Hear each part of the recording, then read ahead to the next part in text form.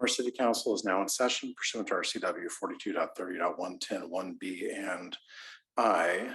The city council will now enter into executive session to 1, consider real estate acquisition, and 2, discuss pending and potential litigation. No action is expected. The executive session is expected to last until 7 p.m.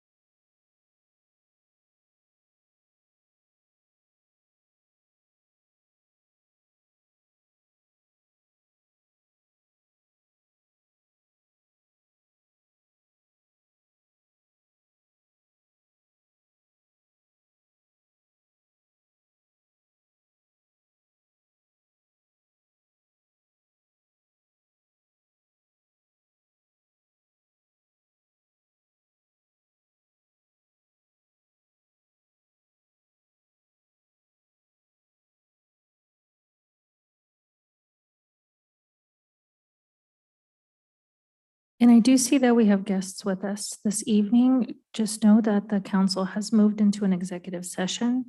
It is slated to last approximately 90 minutes, and we hope to resume after they've convened their executive session and to begin the regular meeting.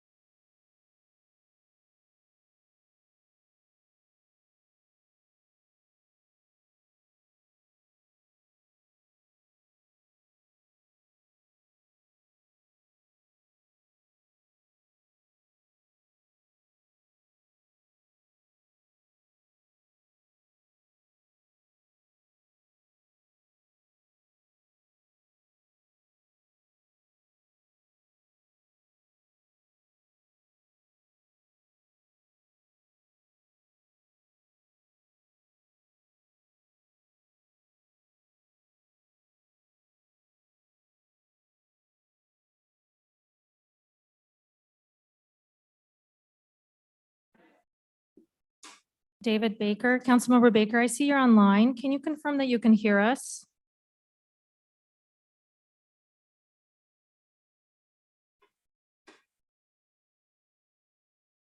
Councilmember Baker, can you hear us?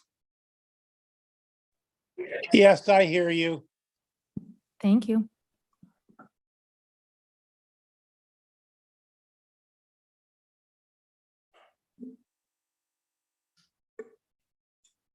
Kenmore City Council is out of executive session. We're adjourning the special meeting and calling the regular meeting to order. Before we do the roll call, I'd like to read the land acknowledgement that we approved. We acknowledge that the city of Kenmore is situated on the ancestral lands of the Snohomish, Snoqualmie, Sauk-Suiattle, Duwamish, Stillaguamish, Tulalip, Suquamish, Muckleshoot, and other tribes who are part of the Coast Salish peoples.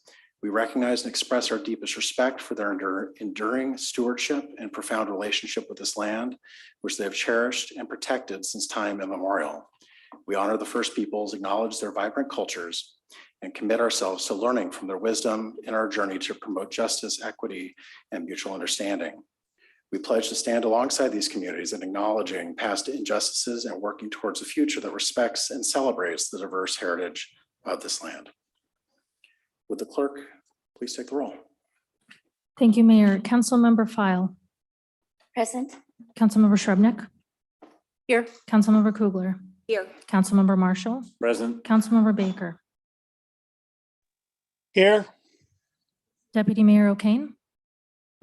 Here. Mayor Herbig. Here. All present. Would you all please stand and join me in the flag salute?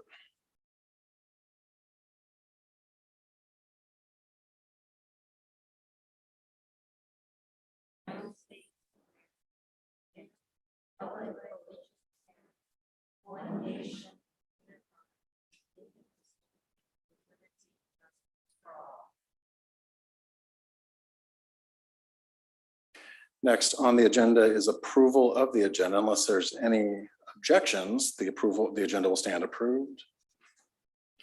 Seeing no objections, the agenda is approved. Next, we have 3 proclamations.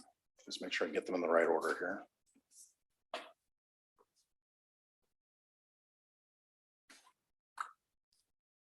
All right, our first one is Hispanic and Latino Heritage Month. Whereas in 1968, what is now known as Hispanic Heritage Month was initially observed as Hispanic Heritage Week to celebrate the rich histories and diverse contributions of the American Latino community, and was subsequently expanded to a month-long commemoration in 1988. And whereas Latino Americans trace their roots to a variety of cultures, including those of the indigenous peoples of the Americas, such as the Arawak, Aztec, Inca, Maya, Tiano, as well as Spanish explorers and Africans who were brought to the New World as enslaved people. And whereas the terms Hispanic, Latino, and Latinx refer to a person's culture of origin, encompassing those who identify as having Mexican, Mexican-American, Chicano, Puerto Rican, Cuban, or other Hispanic, Latino, or Spanish origins. And whereas Hispanic and Latino Americans contribute to the vibrancy of our nation through a rich tapestry of cultures, language, and religions. There's no singular Latin or Hispanic experience, but rather a multitude of contributions that enrich America's culture and society. And whereas we celebrate and honor the invaluable contributions made by these communities in various fields such as arts, history, law, science, technology, sports, public service, and manual labor. And whereas in recognition of these contributions, we acknowledge notable figures such as Cesar Chavez, Dolores Huerta, Sonia Sotomayor, Lin-Manuel Miranda, Roberto Clemente, Sylvia Rivera, Ellen Ochoa, and many others who have made significant contributions in the realms of civil rights, law, arts, science, and sports. And whereas Hispanic and Latino Americans continue to enrich our region and community despite facing institutional and systemic injustices that hinder their achievements and contributions, and whereas the Kenmore City Council emphatically reaffirms its commitment to diversity, equity, inclusion, and accessibility as core values that enrich our community, and whereas the city acknowledges that Hispanic and Latino Americans play a crucial role in shaping the community's values and making the city stronger and more culturally enriching. Now therefore, I, Nigel Herbig, Mayor of the City of Kenmore, on behalf of the City Council, do hereby proclaim September 2023 to be National Hispanic and Latino Heritage Month throughout the City of Kenmore. And here to accept that is Samuel Rodriguez.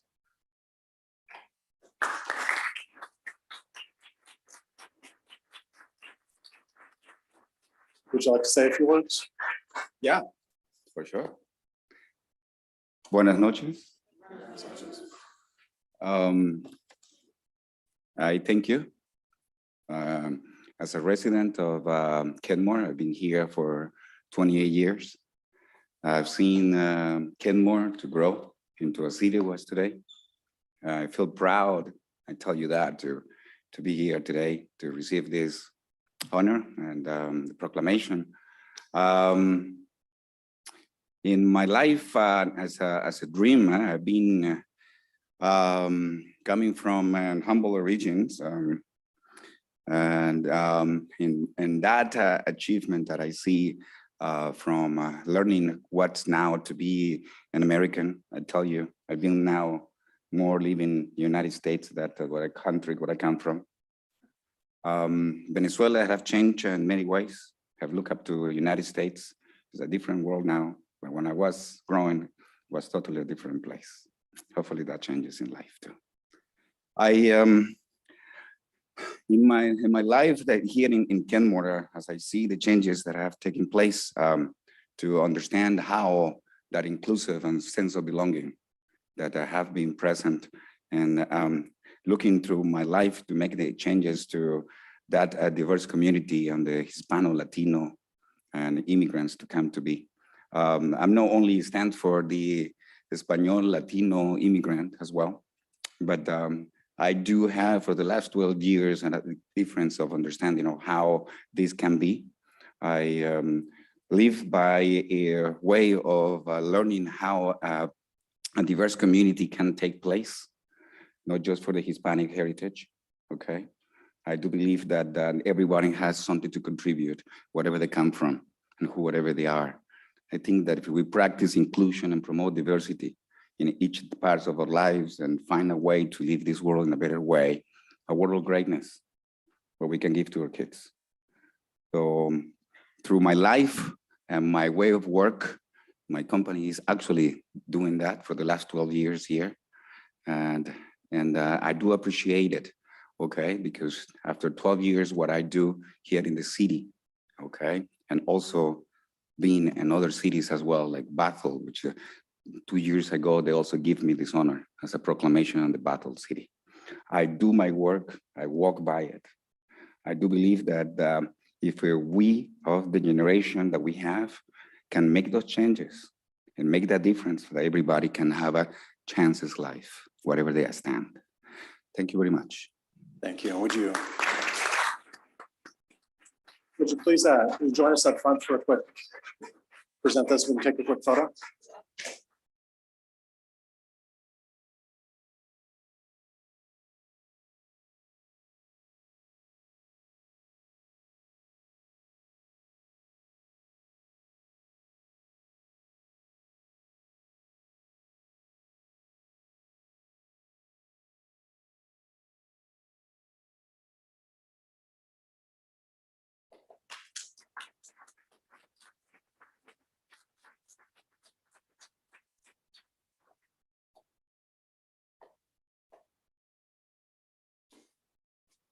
All right, next we have a proclamation for National Recovery Month. Whereas mental health and substance use disorders affect all communities nationwide, the COVID-19 pandemic has had and continues to have a profound effect on behavioral health, with increasing numbers of people experiencing anxiety, depression, and loneliness. The impact of mental health and substance use disorders is apparent in King County, with an estimated over 500,000 people affected by these conditions. And whereas National Recovery Month is an opportunity to celebrate all people that make the journey of recovery possible and spread the message that people can and do recover. And whereas through National Recovery Month, we are better to recognize signs of mental health and substance abuse disorders, and people in need of treatment and recovery services learn the benefits of seeking help. Managing the effects of these conditions helps individuals, families, and whole communities. And whereas the new 988 system launched in 2022 allows for alternative means of supporting someone who needs behavioral health support rather than calling 911. And whereas the city of Kenmore has taken steps to supporting in their journeys of recovery by joining the collaborative efforts of surrounding cities through the Regional Crisis Response Agency to provide regional mobile crisis response services. And whereas the observance of National Recovery Month continues to work to improve the lives affected by mental health and substance use disorders by raising awareness and educating communities about effective services that are available.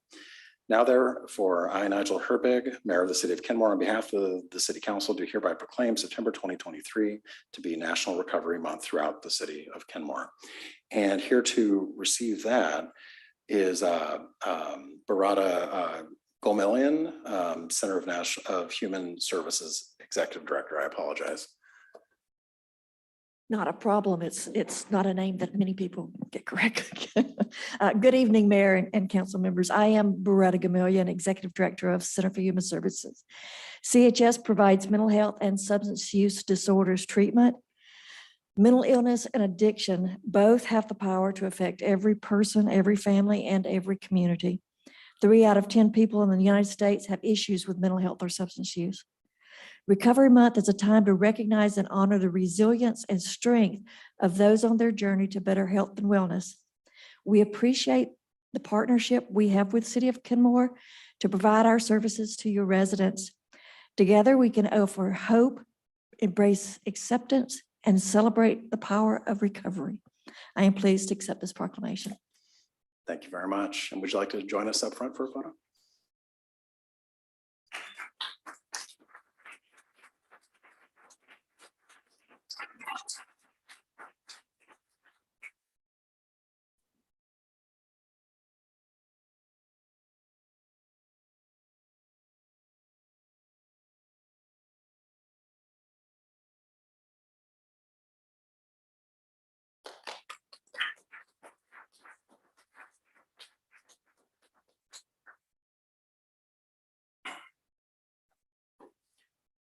And our last proclamation is for Suicide Prevention Awareness Month.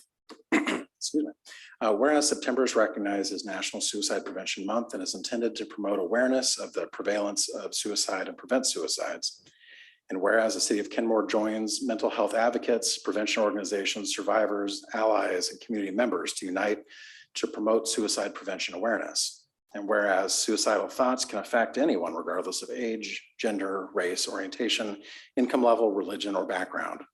And whereas the unintended outcome of the COVID-19 pandemic has been the loss of human connection and an epidemic of loneliness. And whereas the new 988 system launched in 2022 allows for alternative means of supporting someone who needs behavioral health support rather than calling 911. And whereas the City of Kenmore affirms and supports our local organizations like our partner, National Alliance of Mental Health, Eastside, who are on the front lines of a battle that many still refuse to discuss in public, as suicide and mental illness remain a highly stigmatized topic. And whereas we encourage all residents to take time to inquire as to the well-being of their family, friends, and neighbors, to genuinely convey their appreciation for their existence by any gesture deemed appropriate. A simple phone call, message, or hug can go a long way towards helping someone. Now, therefore, I, Nigel Herbig, Mayor of the City of Kenmore, on behalf of the City Council, do hereby proclaim September 2023 to be Suicide Prevention Awareness Month throughout the City of Kenmore. We encourage the community to spend this month spreading hope and vital information to those who are affected by suicide and mental health crisis. And to accept this, we have Margaret Sung Un Anderson from NAMI Eastside. Margaret, would you like to say a few words? Yes. Thank you. Hello, my name is Margaret Sungun Anderson, and I serve on the NAMI Eastside Board of Directors. We deeply appreciate the selection of our organization as recipient of Kenmore's proclamation.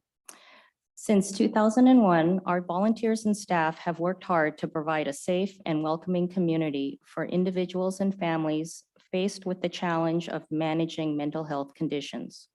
Our free peer support groups, education in the schools, and advocacy work emphasize hope and recovery without stigma. As a parent, I had to personally travel the bumpy road of mental illness when my child was diagnosed at 13. It felt like the most isolating and hopeless journey. And I wish I had known an organization like NAMI Eastside, which provides an invaluable lifeline for so many. And I'm glad now that I can help in any capacity so that others who have to go through what I did will not feel so alone. We invite all of you to join us at our annual luncheon on October 5th at the Redmond Marriott, and the event will feature a panel of speakers exploring how local, state, and federal agencies and policymakers can foster human connections and expand peer support models. I've brought copies of the flyer to share with you, and I hope that you can make it. Thank you again for supporting the work that NAMI Eastside does, and we look forward to a continued partnership with the City of Kenmore and the 5-city consortium that is establishing a much-needed crisis care center in Northeast King County. Thank you.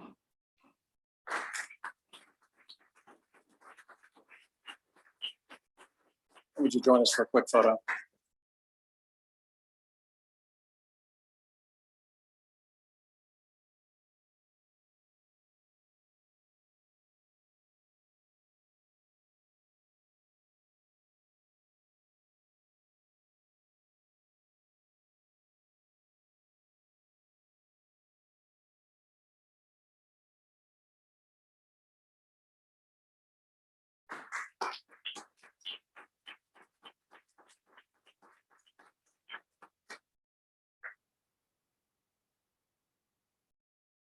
Next on the agenda.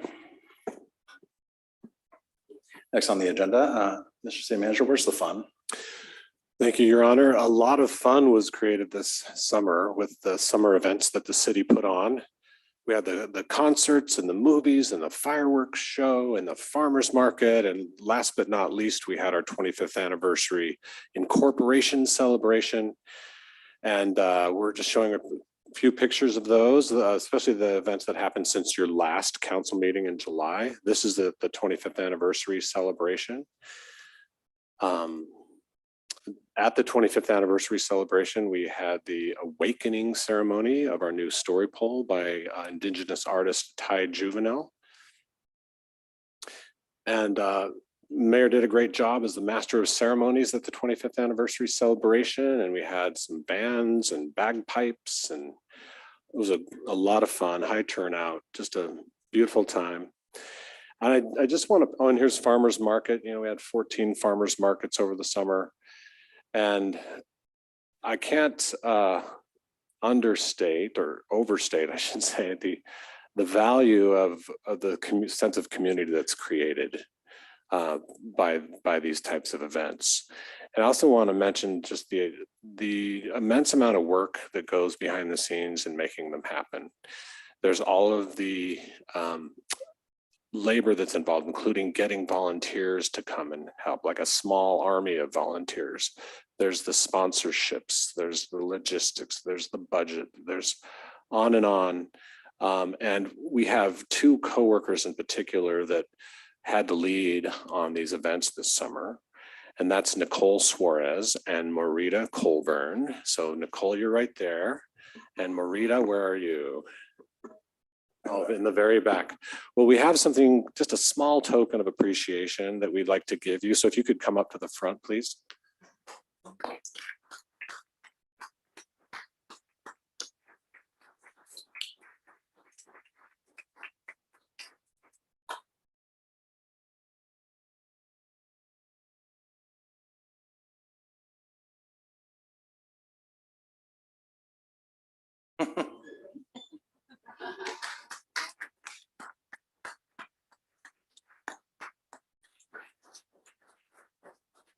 Let's take a quick picture with our events folks.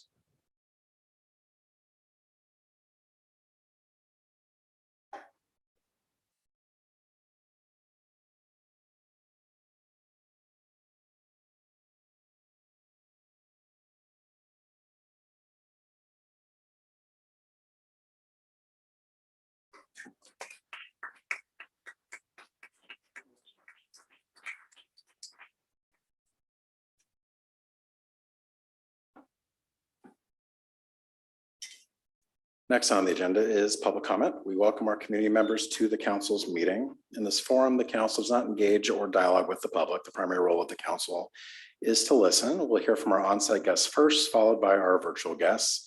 If you're online, please use the raise hand feature now if you wish to speak. All guests must address their comments to the mayor and the city council. The clerk will acknowledge your request and call your name when it is your turn. Your time will start when we confirm that we can hear you. Please state your name and city of residence for the record and keep your comments to the allotted time. We will not split your time with others or reset your time except by express approval of the presiding officer. Screen sharing is not allowed. You can submit materials to the council or clerk in advance. Please do not comment about pending development projects on which the council will make future decisions, as those are quasi judicial matters and council members must limit their communications about such matters. This meeting is being recorded. Thank you for taking the time to express your comments. Madam Clerk. Thank you, Mayor. We do have a full house today, approximately 21 people wishing to speak. We're going to take you in batches. We'd love to hear from all of you. The first 5, William Birnenbaum, followed by Judy Christ, followed by Kathleen, Leanne Hust, and Karen Olson. William, please approach the podium.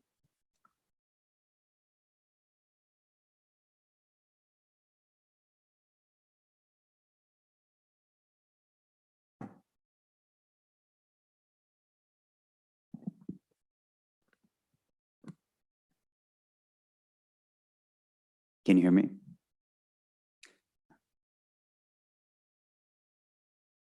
So I'm to address Major Nigel Herbig and the council.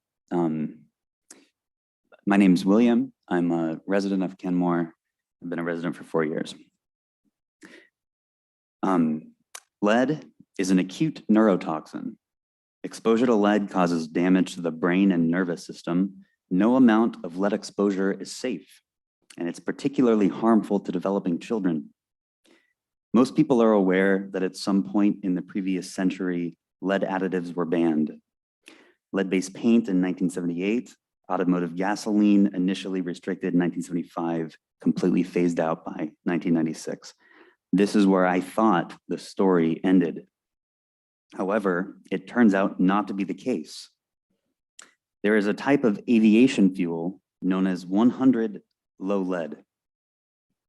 Although not used by most commercial airliners, 100 low lead AV gas is the industry standard fuel for smaller piston engine aircraft, the sort of which refuel, take off from, and land at Kenmore Air Harbor. The fleet size of piston engine aircraft is about 180,000 nationwide. And these aircraft are the single largest contributor to environmental lead poisoning. The consequences of this are tremendous. The economic damage due to IQ loss from exposure to lead is estimated between 165 and 300 billion. This damage is inflicted primarily on people living in close proximity to airports, servicing piston engine aircraft, particularly those living downwind. Run-up emissions contribute over 80% of emitted lead at and immediately downwind of takeoff. And these aerosols can remain in the air for 48 to 72 hours. Fortunately, modern alternatives to 100 low lead exist, and some airport adjacent communities are already taking steps to ban 100 low lead. The first of these communities was Santa Clara County, which banned 100 low lead in its 2 airports at the beginning of last year. And there will be others. Kenmore has a unique opportunity to demonstrate leadership and ban leaded AV gas. Let us protect our children, our environment, and our future. Thank you. Thank you, William. Judy Christ.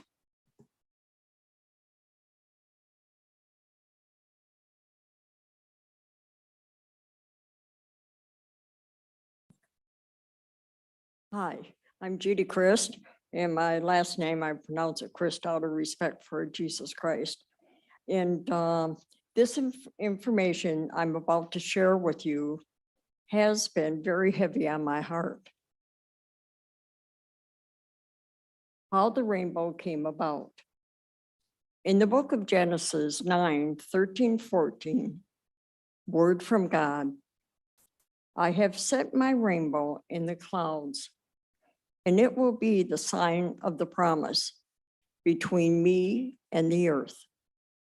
Whenever I bring clouds over the earth and the rainbow appears in the clouds, I will remember my promise between me and you and all living creatures of every kind. Never again will the waters become a flood to destroy all life. I hope you will think about what I've shared, and I appreciate the time you gave me. Thank you. Could you please give us your city of residence as part of the record? We need your city of residence for the record. Oh, I'm sorry. I'm a resident of Kenmore. Okay, thank you very much. That's okay. Kathleen?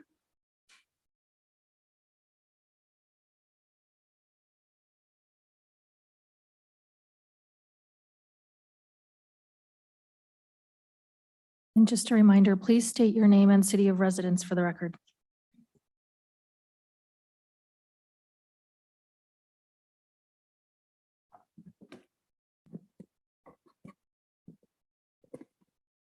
My name is Kathleen Cooper. My residence is slightly over the Kenmore line in Lake Forest Park, but my church community and shopping is in Kenmore. I love Kenmore, and I want to preserve its culture of family and acceptance of all. I do not sense that the DEIA program would do this. Diversity, is that the same as in the Pledge of Allegiance with liberty and justice for all? Do we need more than that? Diversity, I don't get it. All my groups are diverse. If anyone wants to come, they are welcome. And I know this is true of businesses, groups, churches, stores, and so on. Inclusion and equity. Does this mean we select the person who is for DEI beliefs or a member of a diverse group as opposed to those most qualified? With affirmative action being unconstitutional, considerable thought should be given to how this is implemented. Examples of where DEI has not worked. Most are from an article by Walter E. Block. As the Seahawks had lost their first game yesterday, I will make the statement about NFL and NBA in that at least 70% are Black. Does this mean discrimination against whites and Asians? No. It means they are better athletes and they want their team to win. This is true also in some DEI colleges. Another example is some colleges, there have been complaints that professors are 75% white. In reality, there is no such thing as white math, Black logic, Asian physics. Well, you get this idea. There are not many truths in each category. Just one truth. And I must add, we are all of one blood. I only point these items out in that DEI is not the best to preserve the culture of Kenmore with already openness to all. Thank you for listening. Thank you. Leanne Hust. Leanne Hust.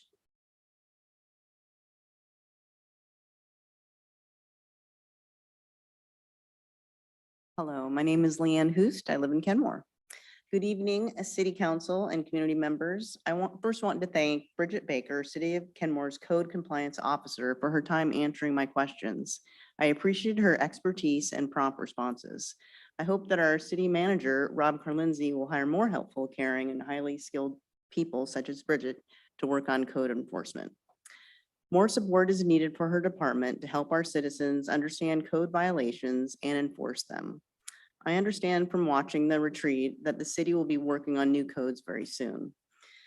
We, my neighbors and I were very pleased to hear this. To support Kenmore's Target Zero initiative and climate action plan, I will strongly recommend the city work on the following codes. Number one, we should not allow auto shops and automotive dismantling shops in residential neighborhoods. Nuisance vehicles, trucks, and storage bins stored in yards, side yards, or gravel driveways are not safe for people or the environment.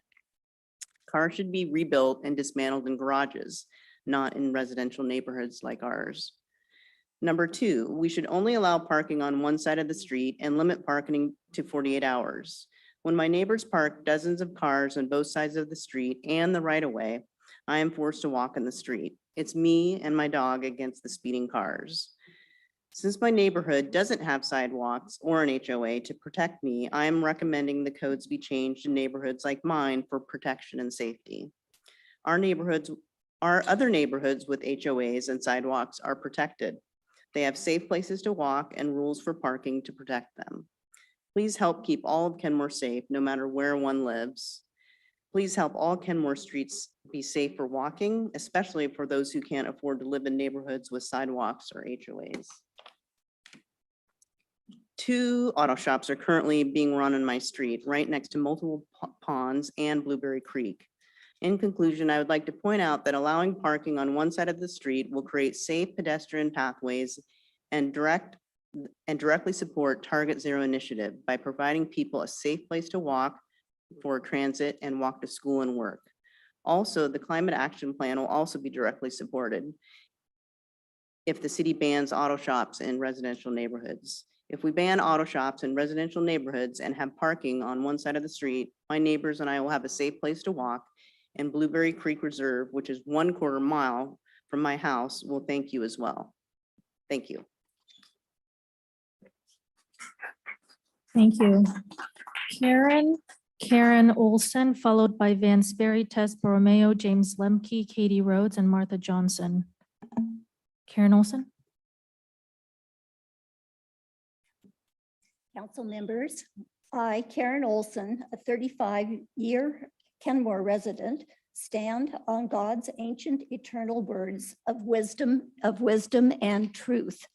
I oppose racism, oppression, and violence because God created all people, male and female, in his image and calls us to love others as he loves us. I'm concerned about some aspects of Kenmore's DEIA strategic plan. Those aspects that are contrary to faith-based values of Christianity, Orthodox Judaism, and Islam. It promotes behaviors that we can't affirm and that harm individuals and polarize society, as evidence shows.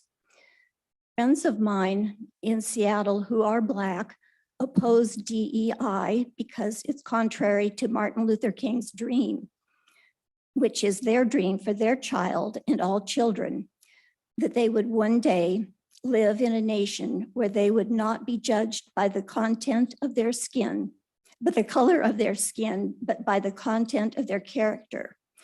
DEI instead can be divisive and judge by putting people in racial groups. Many accomplished African Americans, including Dr. Ben Carson, Thomas Sowell, Kay Cole James, Senator Tim Scott, and Carol Swain, oppose DEI. Dr. Swain co-authored the book, The Adversity of Diversity, How Real Unity Training Can Promote Healing in a Post-Affirmative Action World. She calls for people to move beyond the divisiveness of DEI toward the unity stated in our nation's motto, E Pluribus Unum, out of many, one. Kenmore's strategic plan has some merit, but I'm concerned that DEI hiring practices and mandatory training will discriminate against people of faith and exclude them from city employment. What about First Amendment rights? I urge the council to consider adding a member to the informal DEI advisory committee who respectfully disagrees with DEI ideology And 2, providing religious exemptions to the DEI hiring and training policies.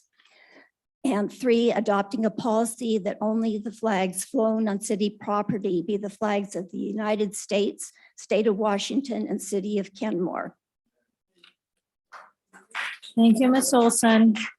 Van Sperry, followed by Tess Borromeo and James Lemke. Mayor and City Council, I'm Van Sperry. City of Kenmore is my residence.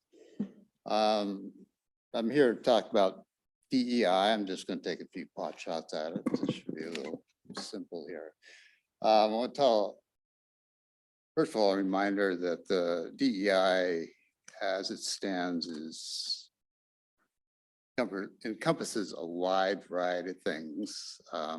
It's national, even international, and it often comes with unseen strings attached.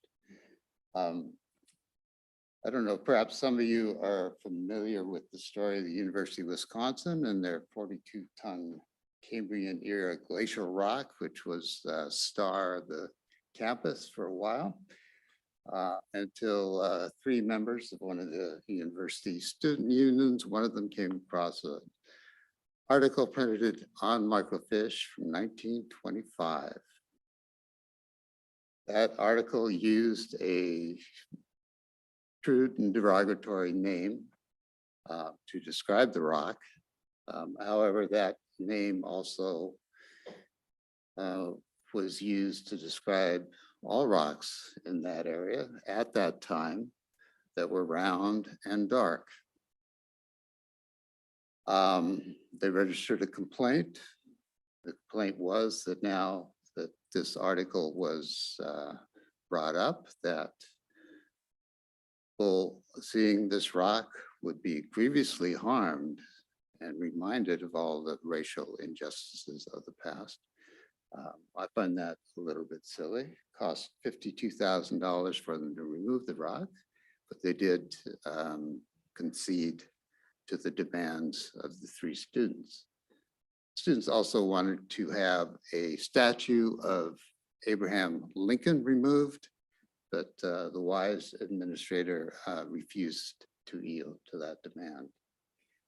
So in the gist of what I want to say, of course, well, rocks aren't racist, but for the DEI plan that the city is planning to put forth, all I ask is that there is a hearing on this, that you do hear from the people of Kenmore, and that you give the people of Kenmore a chance. They deserve to hear, and they deserve to decide what ideologies, what concepts, what ideas the city will represent. And also they deserve to know what. Thank you, Mr. Sperry. What and how their children will be taught. Tess Borromeo.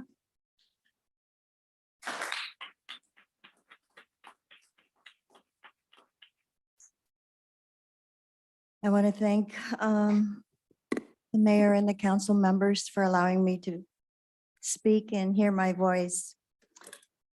I wasn't sure exactly how to approach it because I drove by that rainbow steps almost every day. We have an adult family home up the street. And it really bothered me a lot. So I wanted to write down some things so that I don't go off tangent. Race and color are not choices. LGBTQ is not a civil right issue. So what happens is that when we become so tolerant that we lead people into mental fog and spiritual darkness, we are acting like cowards. We are so worried about offending others. We always my husband went to one of those pet store there and asked a question, why do you support this particular organization? And he was told to get out. So we've gotten to the point where everybody is so afraid and have become divisive. So this DEI, diversity who is represented in the workforce, equity refers to fair treatment of all people. This equity, equality, takes into consideration a person's unique circumstances and adjusting treatment accordingly. I've owned my own many businesses, and I feel that, that's the wrong path that we need to take. I feel that anyone who is qualified should be able to get that position. And so I hope and pray that Kenmore will have a hearing on this issue before passing it, like what happened with the steps. I don't know who among you approved it, but it should have been discussed before that happened. I'm sorry, we didn't get we need your city for the record, please. Oh, I said Tess Kenmore resident. Oh, okay. I'm sorry, I didn't hear that part. I apologize. James Lemke, followed by Katie Rhodes and Martha Johnson. Good evening, Mayor and City Council. Thank you for allowing us to speak before you tonight. My name is James Roger Lemke. I'm a resident of Kenmore for 39 plus years. Before the City Council members jump into imposing this diversity, equity, inclusion concept on the wonderful citizens of Kenmore, I would like to urge thorough consideration of the lasting impact that this is likely to have on the citizens. I therefore urge the council to, at the very least, delay any attempt to implement this action, and hopefully even to table it completely. What is DEI and what does it do? What are the terms represented by these initials? Well, diversity sounds nice. It does. And I suggest that we are already a very diverse community because I know Blacks, whites, Asians, and Europeans of various ethnic and cultural backgrounds that live very close to me in Kenmore. I know atheists, I know Christians, I know Muslims here in Kenmore. I would say that we are already a very diverse community in many ways. And we all get along without some government mandate to make us do so. Equity. What is equity? This also sounds nice, but equity is not the same as equality, which we already have under the US Constitution. At least that document says that we do. Equity is aimed more at trying to make sure everyone has the same stuff, kind of like socialism and some utopia where there are no upper classes and no lower classes because everyone and everything is equitable and equitably distributed. Let me assure you, this has been tried and failed miserably many times. And it's very obvious in the country of Venezuela right now, where we had a prior individual say he was from. And we do not have government to make life equitable, but rather to ensure equality. Now, unfortunately, everyone is not equal and never will be.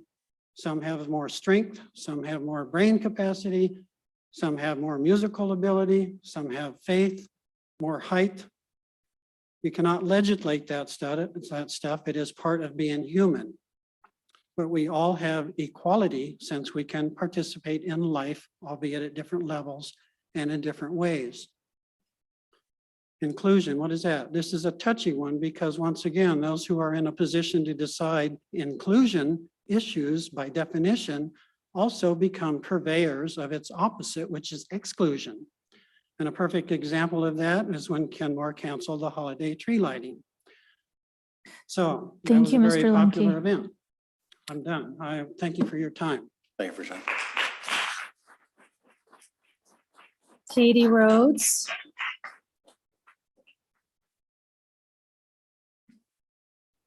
Hello, my name is Katie Rhodes, and I live in Kenmore. I would like to start with a land acknowledgement to our Creator. We acknowledge that the city of Kenmore is situated upon lands created by God, maker of heaven and earth. We express our deepest respect and thanks for his enduring loving kindness and profound commitment to all humans, all of whom he has created in his image, male and female. We honor our Creator who made every nation of the human race from one blood, who himself established the justice, equity, and understanding that we seek. We ask God to help us, to grant us grace that we have not earned and do not deserve in Jesus' name, and that he would help us extend that grace to each other with goodwill, that we might negotiate the inevitable disagreements that arise when living in community.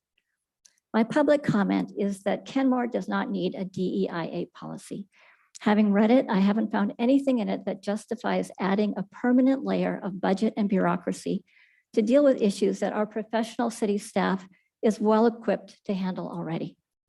All of the policy's objectives can be met by Kenmore's ongoing commitment to excellence, respectful service to all citizens, adhering to existing civil rights laws, and continuing to operate with full transparency and accountability to all citizens. There's nothing wrong in asking, how can we do better?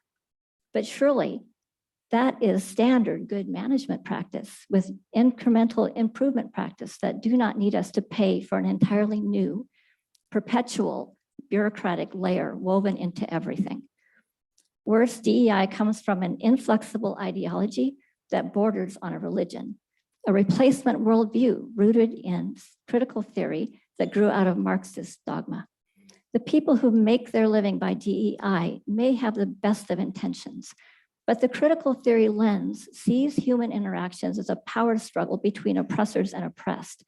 This is at odds with Kenmore's culture. The foundational values of America place a high value on the agency of people as individuals, not as warring tribes. No person or nation can live up to their ideals, but they pursue them and encourage one another rather than finding fault and assigning blame. Instead, DEI catechism has earned a reputation for decreasing diversity by policing thought, silencing questions, and increasing tensions between people. Even if there were examples where DEI had increased harmony without first driving out those who dissent, what value does it add to the tools and practices already available to Kenmore's government? DEI programs exist to either try to solve problems for which they are not the right tool, or to create problems to justify their existence. What value do they add to the taxpayers? Thank you for your consideration. Thank you for the opportunity. Thank you. Martha Johnson. Martha Johnson, followed by Noemi Aguilar, Stephen Leonard, Byron Risch, David Dorian, and Samuel Rodriguez. Hi, my name's Martha Johnson. I am a citizen of Kenmore, and I've left some pages with Anastasia for you all to have after the meeting. I have lived here for almost 30 years, and last year my tax increased 21.8%, which seemed a little excessive considering that I don't have codes that are enforced. I don't have a police that comes and tickets parked cars where they are. I don't have a traffic engineer that's willing to do a speed study on my street. I don't have, there's a lot of stuff. It's all in here. You can look at it later. Since 2021, I have been in continuous contact with Bridget Baker, who has done an amazing job of trying to enforce the codes, but unfortunately, the codes are written in such a manner that she is unable to do her job. I live next to shall we call him a nuisance neighbor? And it has been an ongoing problem with vehicles that are draining fluids all over the street, et cetera, on and on. Many cars. There are currently 9, but back when there were only 6, when he drove away, there were no longer 6. So she couldn't enforce the code that said 6 cars can be on a parking lot, on somebody's yard. The Kenmore codes are vague at best and are unenforceable. And so my hope is that y'all will readdress the codes, bringing something that can be actually implemented to our community when there's a problem. We're growing quickly, and that growth is kind of cart before the horse, it seems, because we're looking to, from what I've heard, looking to expand our tax base by bringing in a whole bunch of new people and then hoping that that tax base will cover the implementation of infrastructure. I would suggest that and hope that the city will support their employees by hiring people that can support those employees. It's a job way too big for Bridget. She has not been able to do her job because she's going all over the city and unable to follow through. She's done a great attempt, but she needs more help. So I hope that will come through so that Kenmore can be livable for all of us who already call it home, as well as the new folks who are moving here. Thanks. Thank you. Noemi Aguilar. Followed by Stephen Leonard, Byron Risch, David Dorian, and Samuel Rodriguez. Hello, my name is Naomi Aguilar, and I am a resident of Kenmore. And I am an owner of a small business in Kenmore. We recently received a grant from the American Rescue Plan Act through the city's Pandemic Recovery Business Grant Program authorized by you, the City Council. I want to express my deep appreciation for the pandemic recovery funds that you graciously provided to our business. Your support when coming out of these challenging times is invaluable and will help us emerge stronger and more resilient as we begin to stabilize to where we were before. These funds will be instrumental in assisting us with operating expenses, and we are committed to using them wisely and responsibly. Your generosity and commitment to recovery of businesses like ours demonstrate the strength of our community and the power of collective support. We are truly grateful for your assistance and pledge to make the most of this opportunity. Thank you once again for being a lifeline for our business in these trying times. Thank you so much.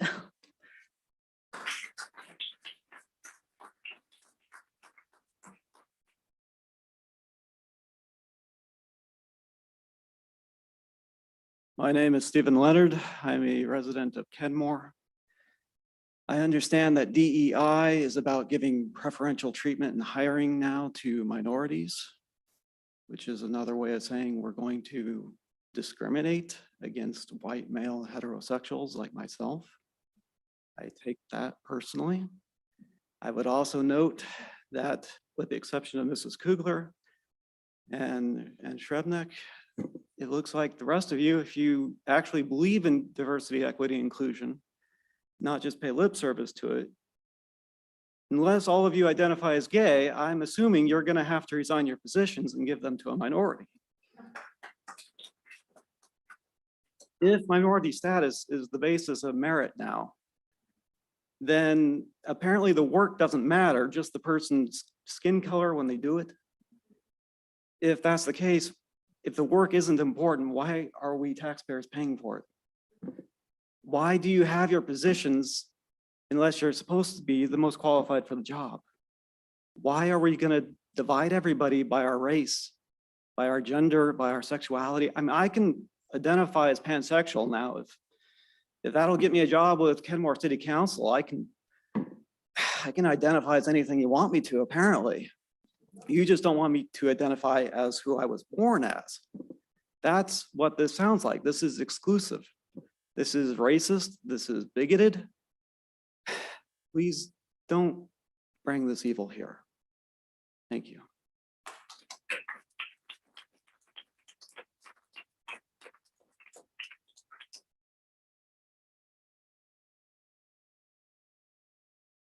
Hello, council members and mayor. My name is Byron Risch. I am a member of Kenmore, and DEIA is a scary topic. It's a scary thing.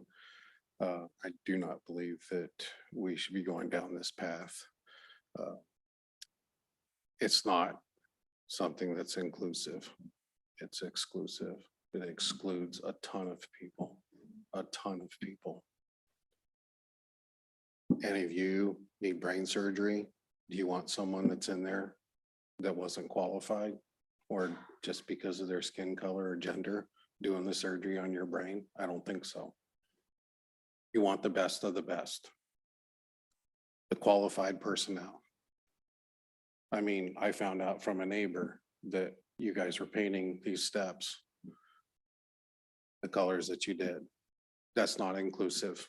You want an inclusive colors, paint them red, white, and blue.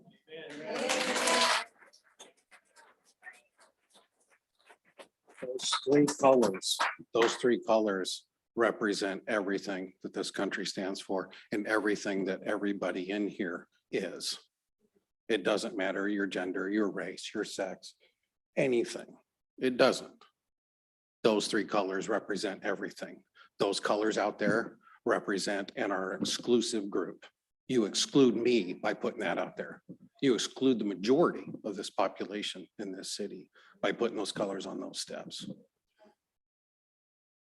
The DEIA does the same thing. It just does it in a different way. Appreciate your time.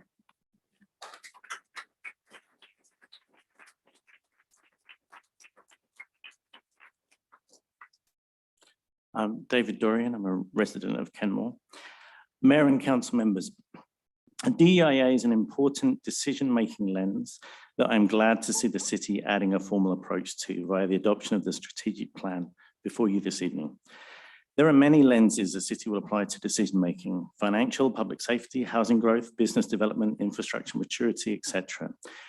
Adding a formal DEIA lens does not take away from those existing lenses. It will not become the only lens the city will look through to make decisions. This is clear from other domains in which DEIA strategies and plans have been adopted. My workplace has a DEI policy that we're serious about, but it isn't the only lens we use to make decisions in our business. That would be ridiculous. Our school district has a commitment to racial and educational justice, but it isn't the only lens the school district uses to make decisions either. And if you believe that, you watch Fox News too much. It is important that DEIA is added as one of the lenses for decision-making though, because Kenmore has residents with a range of needs and perspectives. Some live in multi-million-dollar homes, but others live in single rooms they rent month to month. Most have English as a first language, but many do not. And some may not be fluent in English at all. Some might want council to prioritize attracting high-quality restaurants, improving parks, and providing fun events downtown, while others simply need accessible routes to a grocery store and transit. Many may want council to invest in traditional public safety approaches to discourage crime, but others will hope for investment in restorative options to help them rebuild their lives. And amongst our faith communities, of which there are many, we have several Christian communities, including both a conservative evangelical church and a church with a ministry to LGBTQIA+ teens. Some may have mistakenly believed that DEIA work is a partisan action that only considers the needs of one group. In fact, having a strategy and plan for DEIA will limit partisan impact. If purely partisan, the positions would be firmer than those expressed in Kenmore's non-partisan plan. For example, the Washington State Democratic Party holds in its current platform that those who benefit from unearned privilege must actively listen to marginalized communities and must step back to provide space for members of those communities to be heard by society at large. Kenmore's DEIA plan is not as strident as that position stated by the Washington State Democratic Party, nor does it also state, as the Washington State Democratic Party does, that someone's right to exercise their religion does not extend to the right to limit somebody else's constitutional rights. It seeks instead to provide guidelines for our city employees and council members in order to account for all voices, including giving more weight to those that have been marginalized, but without mandating that other voices step back. The great achievement of formalizing the DEIA strategic plan will enable the use of the DEIA lens to be applied consistently alongside other lenses, ensuring that policy is not solely guided by personal beliefs, but rather by frameworks and best practices for ensuring all community members are considered as we move forward as a city together. Thank you. Thank you, Mr. Dorian. Samuel Rodriguez, followed by Eric Trout, Marilyn Knudsen, Lori Sperry, Tracy Benishinsky, and Elizabeth Mooney. Hello.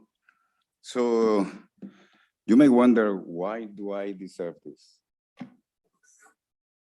Mr. Rodriguez, I'm sorry, you do need to address us, not the crowd. Yes, Samuel Rodriguez, Kenmore residents for 28 years. For the last 12 years before D&E started, which is diversity and equity, then became inclusion 3 or 4 years later, and now is accessibility. It has grow over time. My company started with 75 small businesses. Today, it is 60,000 companies worldwide. We stand for the capacity to change the world. This is not just Kenmore. The opportunity it is that the small businesses, which is 75, it is the fabric of 90% of any economy of the world. In my company, it's 3 times the size of Kenmore. Have the capacity for a company to understand what's the difference between the growth or the opportunity that is economically viable for everybody. Venezuela, it is not a situation for social component. In 1810, Simón Bolívar freed everybody, not just one race. The capacity for America in the history to enact laws that separated everybody else and does not give a chance to everyone else that don't have a color that actually maintained the economy of the United States for many years, created what DEIA stands as the vision of today. This diversity stands for a chance for everybody, including accessibility that now in the last 2 years have changed because 70% of all small businesses, based on facts that we have for 60,000 companies that give us this information, has a mental component. If you are not able to hear people that cannot speak or mention or ideologies or ways for people to communicate about what their needs are, you don't have a chance for fair for everybody. It's not separativeness. It is unification for everybody to have a chance in life. Thank you.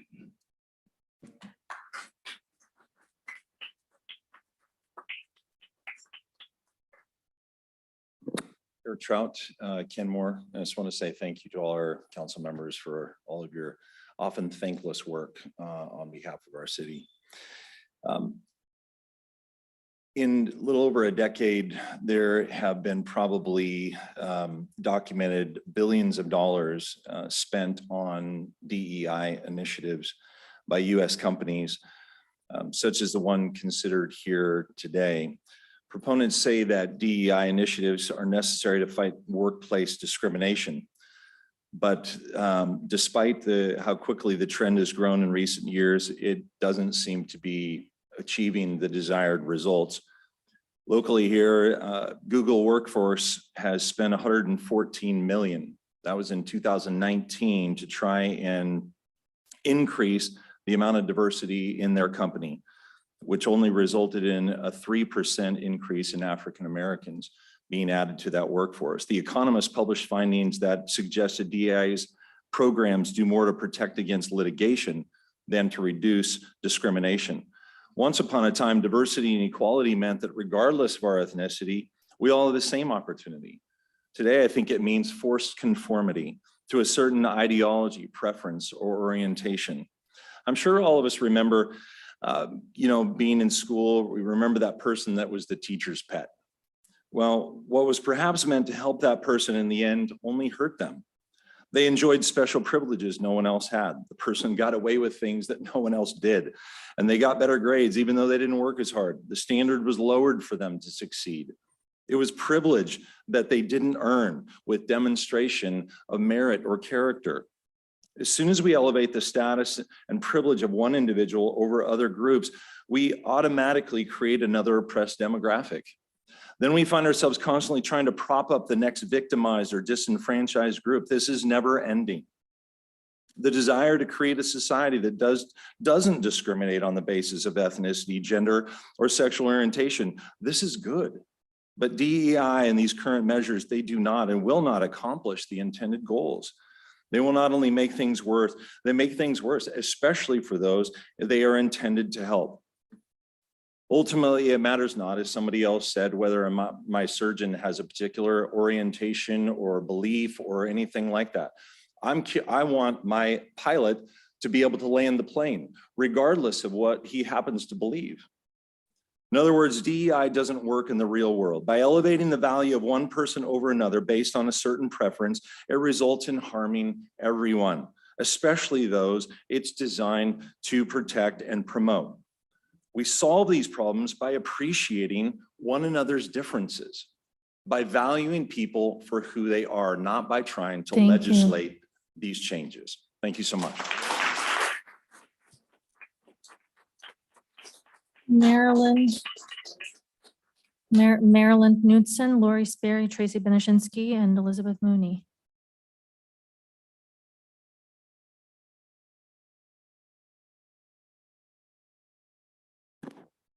Hi, my name is Marilyn Knudsen. I've lived in Kenmore more than 3/4 of my life. I think most of you know that.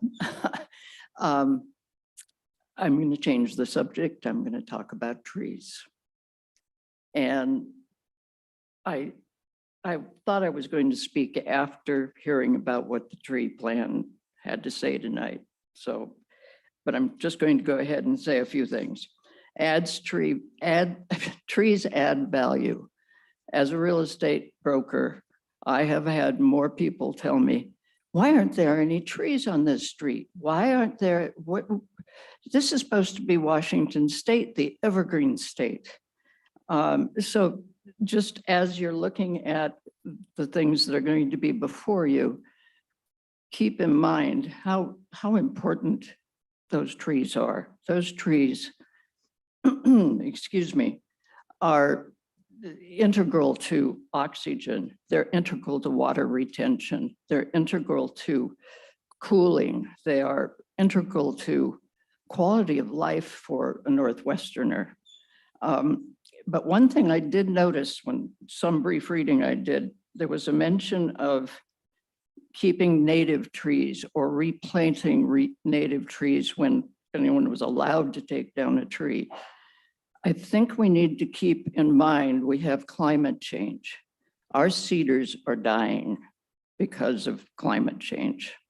We need to be thinking, okay, what trees are going to continue to survive here in the Northwest? So as these legislation comes up before you, just keep that in mind. Let's see,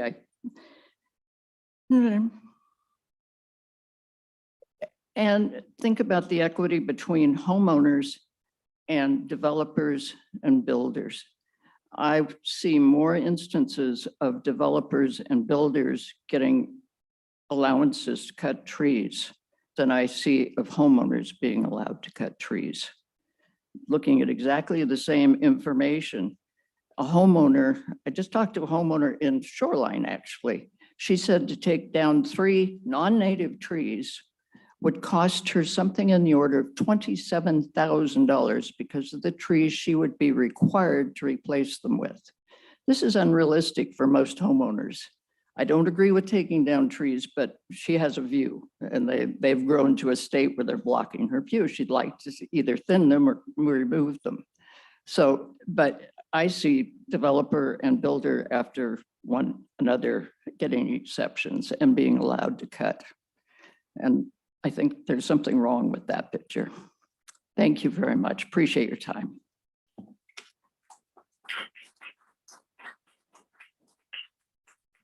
Lori Sperry.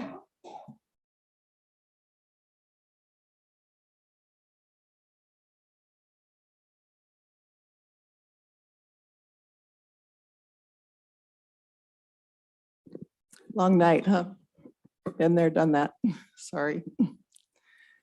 Well, I appreciate you taking the time to respectfully listen to the concerns of the citizens over the DEIA plan.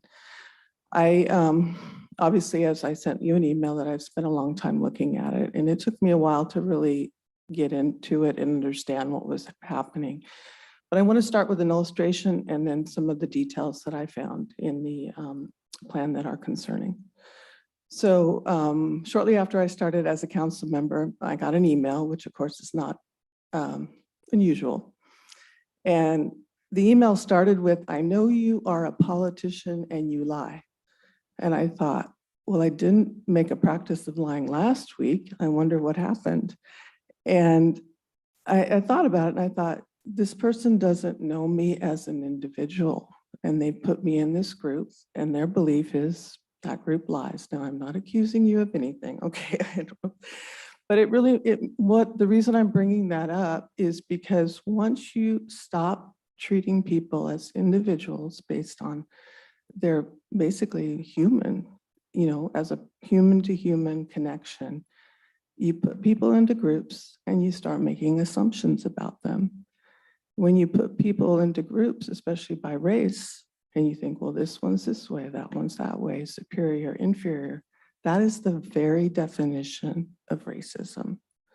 So with this focus on the equity portion of it, which is in the plan to redistribute resources. So resources are going to be directed away from the privileged group to the marginalized groups.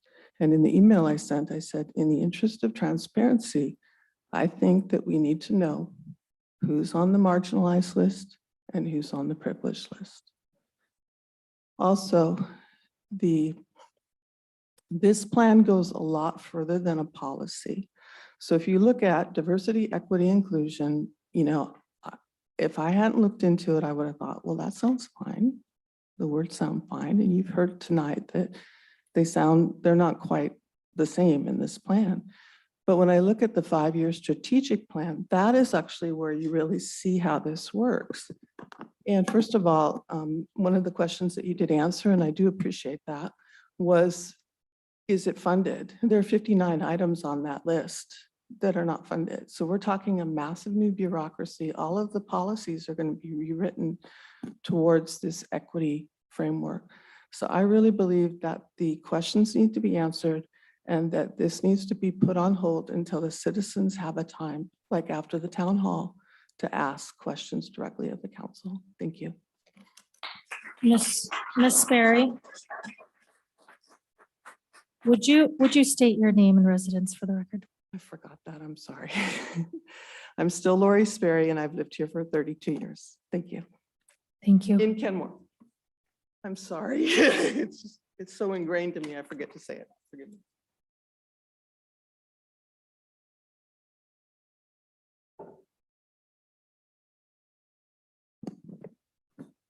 Tracy Bonashinsky, Kenmore. I come before you tonight with so much gratitude. First, thank you for your continued commitment to and support for DEIA work in our community. I am truly free only when all beings are free, and I want to live in a community where people are seen, valued, and embraced for their essential goodness, and where we all belong. DEIA work is such an important, necessary part of setting us all free. Please keep going. Second, thank you for your continued commitment to environment and climate work, including protecting trees. I've watched tree protection work unfold over years, and I've watched as trees continue to come down over that same time. So I know how hard it is to protect trees, and I appreciate your persistence. I believed that the new exceptional tree ordinance, which I support, would stem the loss of big trees forever, but I have a sense that there will be additional work needed. So please keep going. Thank you so much for this time before you and for your dedicated service to our community. I appreciate you all so very much.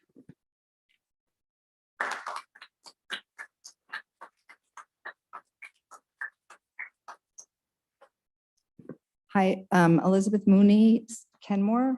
I'm here to, I'd like to just support Marilyn Knudsen and Tracy Bonazinski's comments, because I'm here to talk about how everybody is invited and hopefully will attend Streamfest.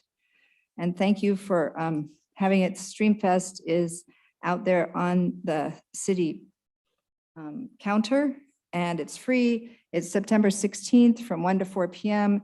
at Logboom Park. Kayaking, a limited number of people will be able to first come, first serve, get a what's up paddle kayak. We're going to do community science, collecting data in the lake. We're going to do water monitoring, fish printing, looking for salmon, finding out where to look for salmon. We're going to have a 2 o'clock and 2:30 avid angler fly casting demo. So come with your families, learn about all the nonprofits that are coming there. And it's for everybody, all about kindness and learning and environment and community learning about each other. As far as that 61st Avenue Northwest, good grief, Northeast, I live on it. On Chetchatel, the stream that I think of myself as the mother of that stream. I'm so excited at the work that the city is doing, making that culvert fish passable. I'm hoping that the community will learn that if we can work with our city staff and our community, that we got to ask WashDOT to get more money to take out the rest of the fish barriers down by near Bothell Way, so that we can have a whole new happy coho salmon run coming up, and maybe kokanee. But come learn more. Jeff Jensen, UW fisheries professor from Bothell. Anyway, he's going to be there with cornhole kokanee games for kids. And there's going to be a huge orca that is going to be there. Mike the orca. It's going to be a blow up thing. Anyway, come and enjoy and learn about water quality, clean air, clean water, Streamfest. Grab a brochure on the way out and learn about having fun. I'm president of PERC, People for Environmentally Responsible Kenmore, and I would love it if more people became members. And yeah, save the trees. I'm sure we'd be happy to help make that something that keeps the trees up for that clean air and protecting against flooding. We need our wetlands and all that. So come learn and share and find out what stream you live on and put a salmon up on your stream where you live.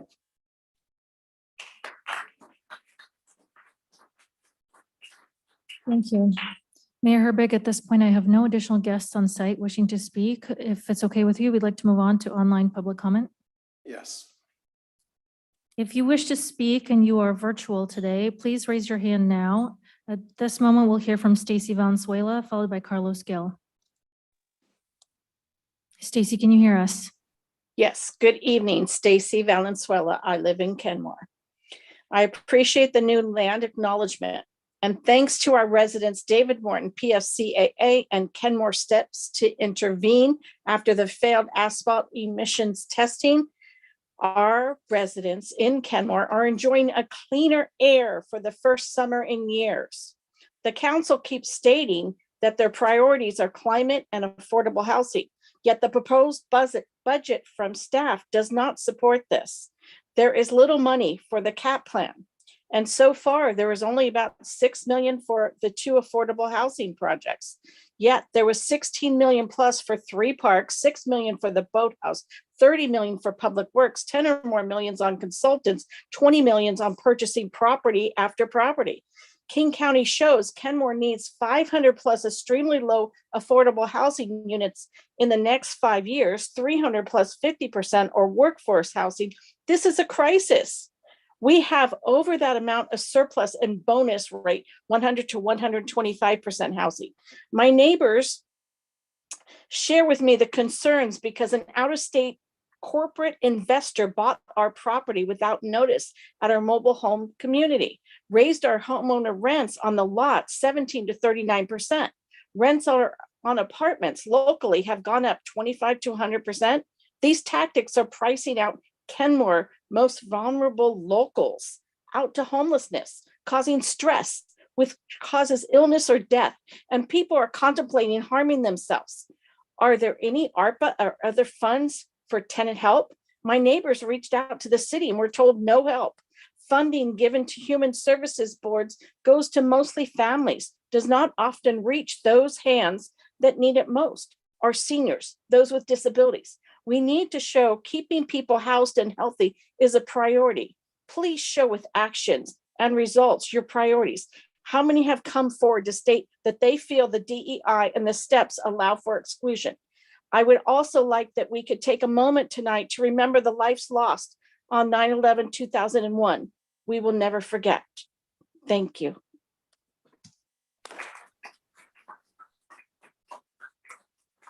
Carlos Gill? Yes. Hello. My name is Carlos Gill. I've lived in Kenmore for more than 40 years. I'm a Mexican American. My parents came to this country 100 years ago. Working class people devoted their lives and their labor to this country. And I'm speaking here because DEI is a good idea. It's a good concept based on the ideals enshrined in our Constitution. It is not giving preferential treatment. That's a bunch of baloney.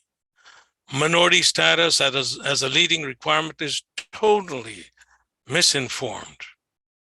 The idea is good because it seeks to apply the ideal of equality to the workings of the city government. It tries to spell it out.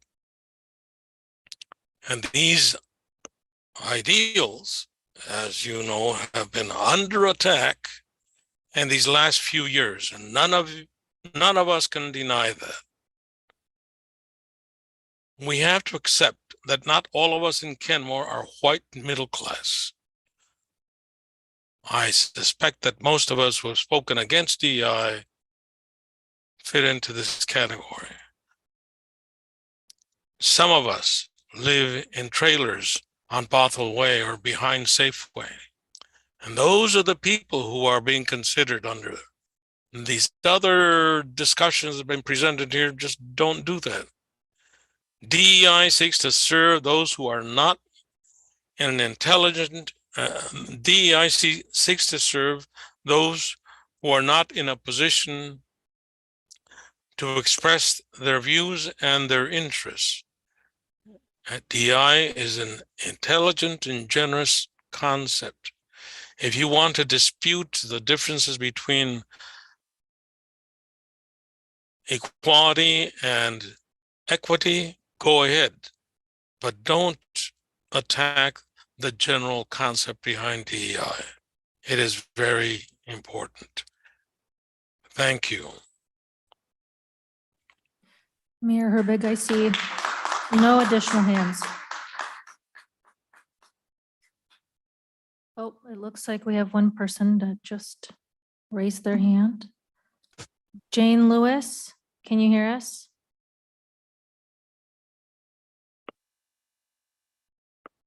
Jane Lewis, can you hear us?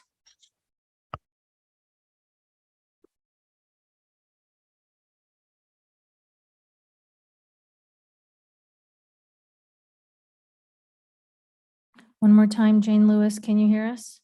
Hello, this is Richard Lewis. Hello? Go Yes. ahead. Sorry. Hello, this is Richard Lewis, City of Kenmore. Thank you, Mayor Herbig and council members. Here are some of my takeaways after reading the DEIA strategic plan. First of all, I would conclude that the authors of this plan generally view people through a very distinct lens, focusing not on what people are in common, but focusing on their differences or their group identities. It's a worldview labeling people such as they're powerful or powerless, privileged or underprivileged, insider or outsider, visible or invisible, marginalized or overrepresented, psychologically safe or not safe. That's the impression I got from reading that strategic plan. The other thing, the second point is it views people who work for the city of Kenmore as change agents or DEIA activists, not as neutral service providers. It implies that the role of government is not to provide equal opportunities for Kenmore residents, but rather equitable outcomes. And a third observation I made is that Past discriminations are to be remedied through current discriminations. This will be accomplished through affirmative action like policies or quotas, with the city applying DEIA litmus tests for new hires and vendor contracts. So, Kenmore City Council, please proceed with caution. Instead of bringing residents and local businesses together, you may be setting the stage for fostering resentment and never-ending tribal warfare. The strategic plan does not appear to be a recipe for healing or reconciliation. And a final comment I want to make as a side note, it is stated on page 5 that the city manager will have sole discretion to make edits, revisions, and amendments to this strategic plan and its implementation roadmap as necessary. Wow, that's a lot of discretion.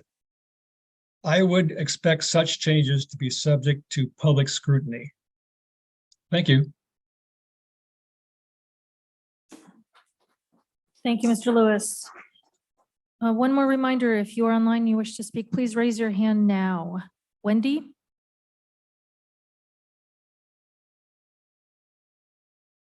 Wendy online, you raised your hand. Can you hear us? Yeah, I'm sorry, I was on mute. Can you hear me? We can, go ahead. Okay.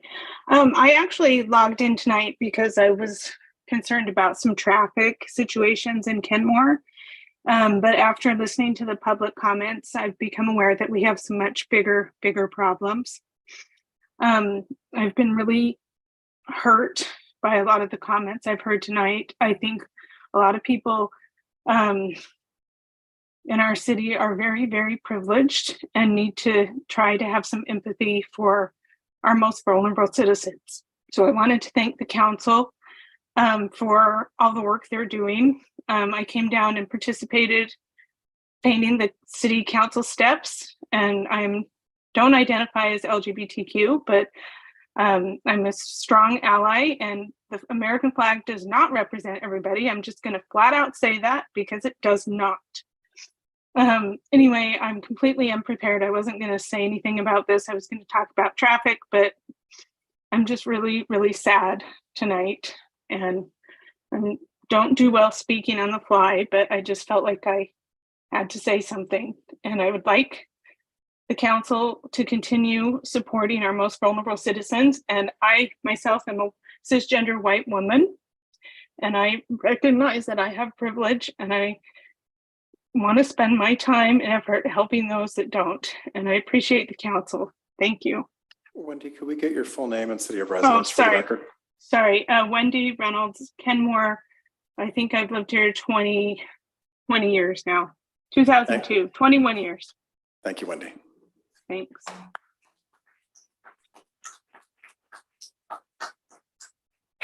There are no additional hands raised. All right, next on the agenda is the consent agenda. The chair will entertain a motion to approve the consent agenda. I so move. Second. Motion and a second. Is there any discussion on the consent agenda? Seeing none, all those in favor say aye. Aye. Any opposed? The consent agenda stands approved. First item on the business agenda, diversity, equity, inclusion, and accessibility strategic plan presented by City Manager Rob Carlindsey, Assistant to the City Manager and DEIA Coordinator Garrett Oppenheim, DEIA Consultant Shannon Kelly Ray, and DEIA Advisory Committee members. Thank you, Your Honor. And I believe we have a couple of the DEI Advisory Committee members here, David Arthur and Juanita Aguilar. If you could come up as well to the table, that'd be great. What I'd like to do is have Garrett Oppenheim, who's our assistant to the city manager. He is available online. Garrett, are you there? Yes, I am. All right, Garrett's done a lot of work working with the committee on this, and he can kind of bring everybody up to speed on the process so far and edits that have been made to the plan based on the feedback you gave at the July 24th City Council meeting. So Garrett, take it away. Thank you, Rob. If it's okay, I'm going to share my screen. And so here we go. Oh, sorry, I need to get the presentation going. Slideshow from beginning. Okay, can you all see that okay? Yes. Okay, good. So here we have just a slide on where we've been so far, the journey that we've taken. This started back in September 2020 with a council resolution to develop and implement a DEIA policy.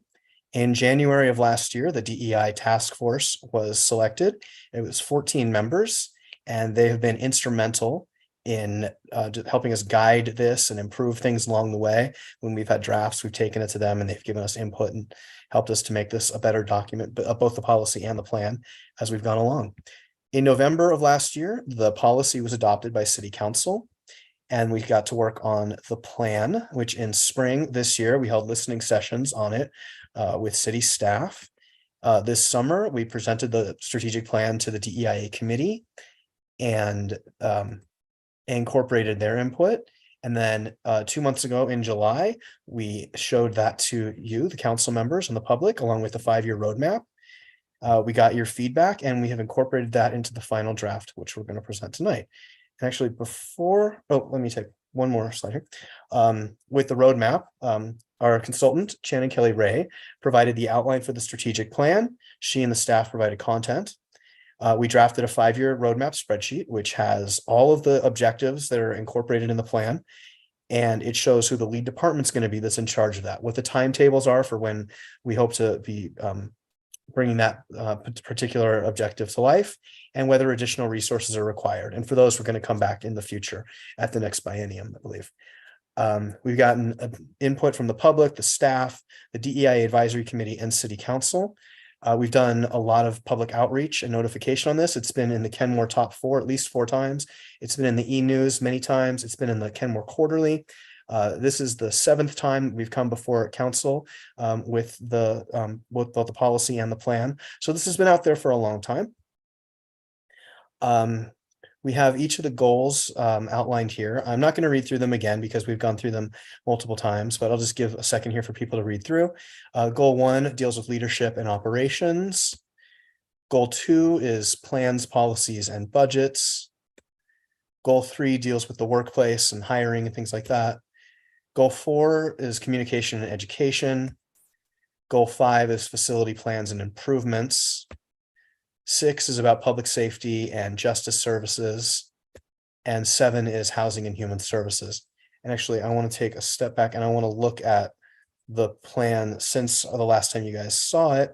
And just to show you the very few changes that we've made based on your input and feedback. So in section 2.3, objective 2.3, develop and advocate for affordable housing and diverse housing options, we added 2.3.1, which is to expedite plan review for all affordable housing projects and public city projects that increase public access to services and amenities. And then we have a new 2.4.7, which is to support and promote green jobs and companies given their connection to environmental equity and social justice.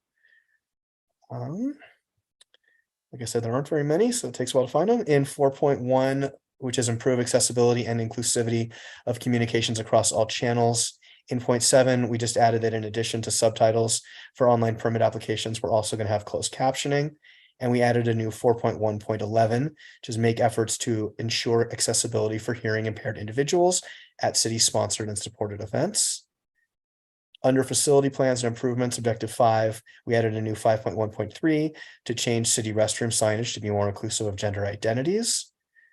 And a new 5.2.7, which is to promote King County's community van, MetroFlex, and other accessible transportation programs. I think that's the last one, but let me get through. Yeah, that is the last one. So next steps. The staff recommends that City Council adopt the strategic plan tonight. The city manager and staff will begin implementing this plan and working with the department heads to ensure the goals it enshrines are honored and given life. And those objectives that require additional resources will be brought forth to the council during the next biennial budget cycle. And that is the end of my presentation.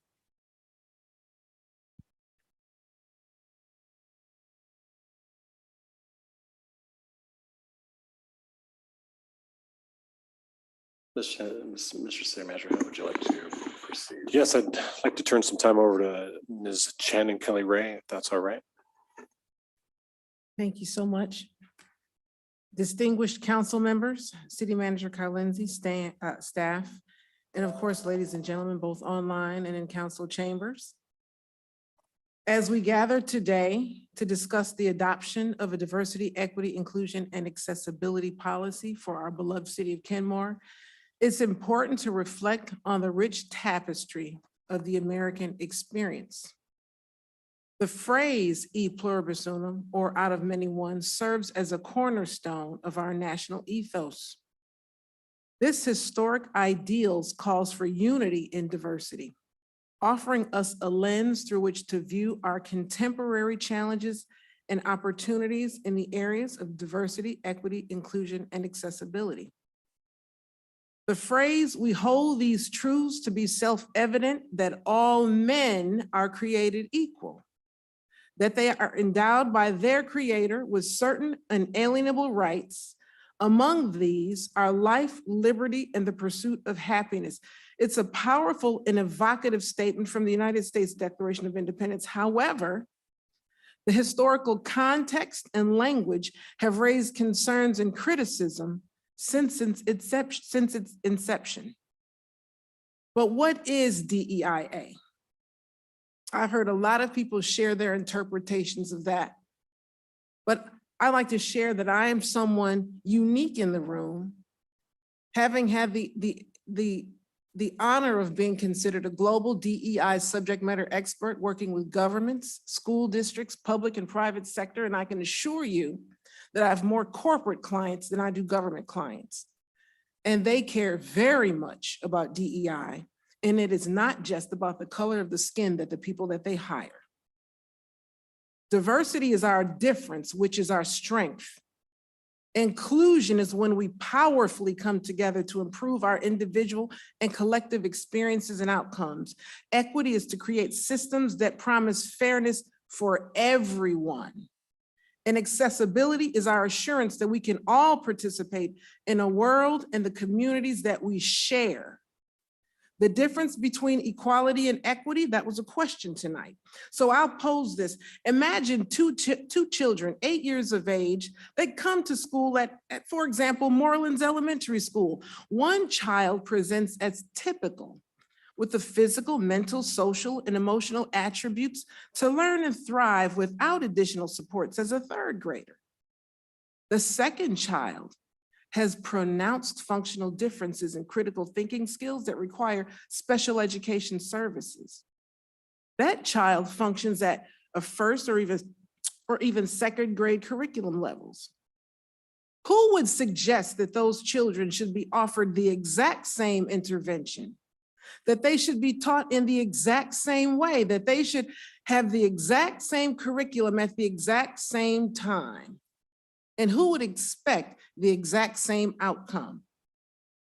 While we would all love to believe that the city of Kenmore is a utopia where discrimination, disparities, bias, stereotypes, and disparate outcomes don't exist, I am here to assure you that if that were true, Kenmore would be the only community on earth where humans dwell that this is the case.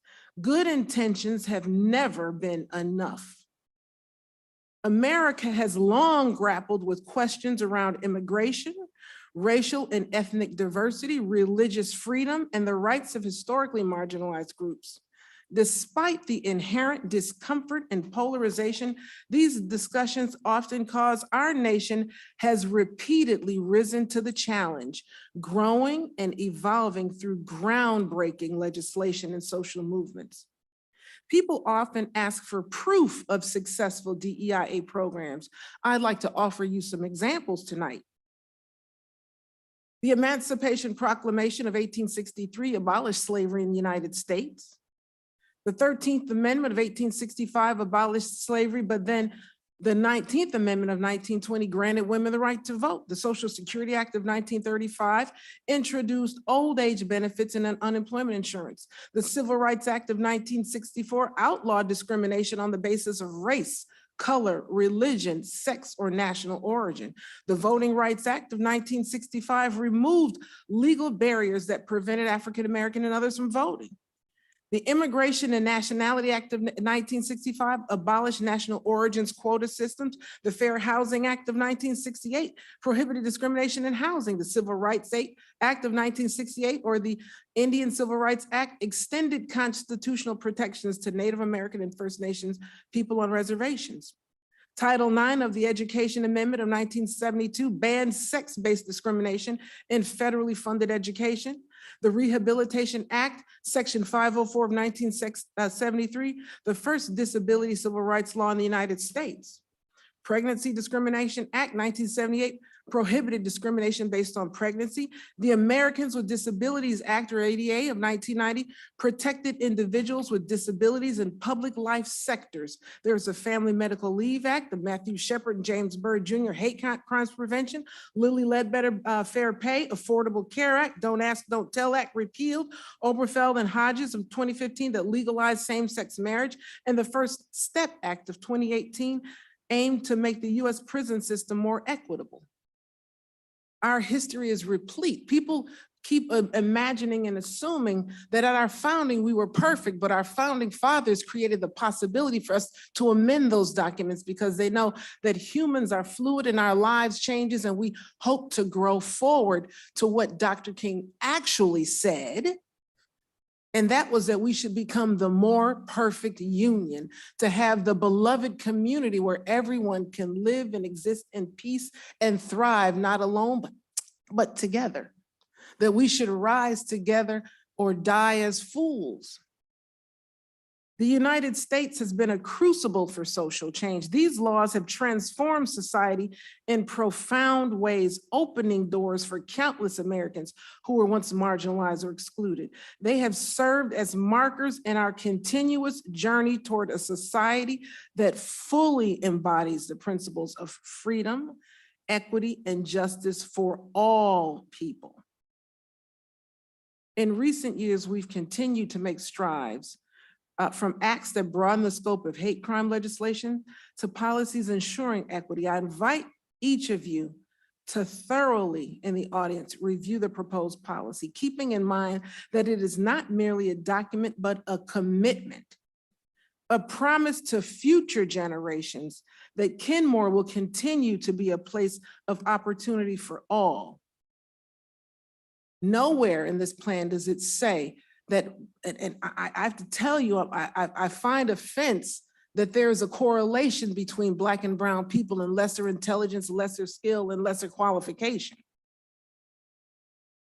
I want to thank you for your engagement and your continued dedication to the well-being of the city of Kenmore and all of Kenmore's community members.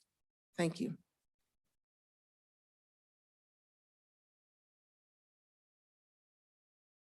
All right, Your Honor, City Council, do you have any questions about the plan, or do you want to discuss anything at this time? Questions? Councilmember Marshall and Councilmember Shrubnik. Thank you. Yes, as to the city manager's discretion, I would think that, as the city manager generally does, they would update the council as to substantive changes that they would see in the future. Is that my understanding? Substantive, yes. Minor operational changes, no. Councilmember Shrubnik. I just have a process question. So I have a few little kind of picky typo-ish tone things I'd like to raise, and just a statement as well. So I'm just wondering what the appropriate time is for those things. How would you like to handle that? What's easiest for staff? I think we can just take them as you want to give them to us. Yeah. Why don't we go through your, I guess we'll call them proposed amendments. Okay, they're pretty, I think they're pretty minor. On 2.11, there's just a typo. There's probably other typos, but the word "an" is really "and" on 2.11. Section 2, the overview statement. I think it says something about it will eliminate inequalities, I think, or it will eliminate something. I'd have to look back what it is, but I guess my recommendation would be that it is more consistent with the rest, which is strive to eliminate, because I think we can't guarantee that our actions alone will eliminate, and I don't have it in front of me what it says it's eliminating, but I'm a little more circumspect on that. I guess I'll just go through there. There's only a few more. 512. This is about inclusive parks. It's a term that has a reference link there, and again, I would say keep it to the first part of that sentence, which is saying that we will strive to ensure that parks are inclusive, period. Because I think there's a little bit of a term of art there and some specificity that we may not fully appreciate what that is. And it also only speaks to new parks, about creating parks as opposed to ensuring existing parks are inclusive. So I edit that a little bit. 622.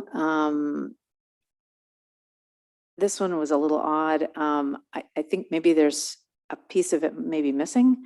I think what we intended there is that we're going to subsidize electronic home detention so that low-income folks have the same opportunity for electronic home detention that everybody does for the same crimes.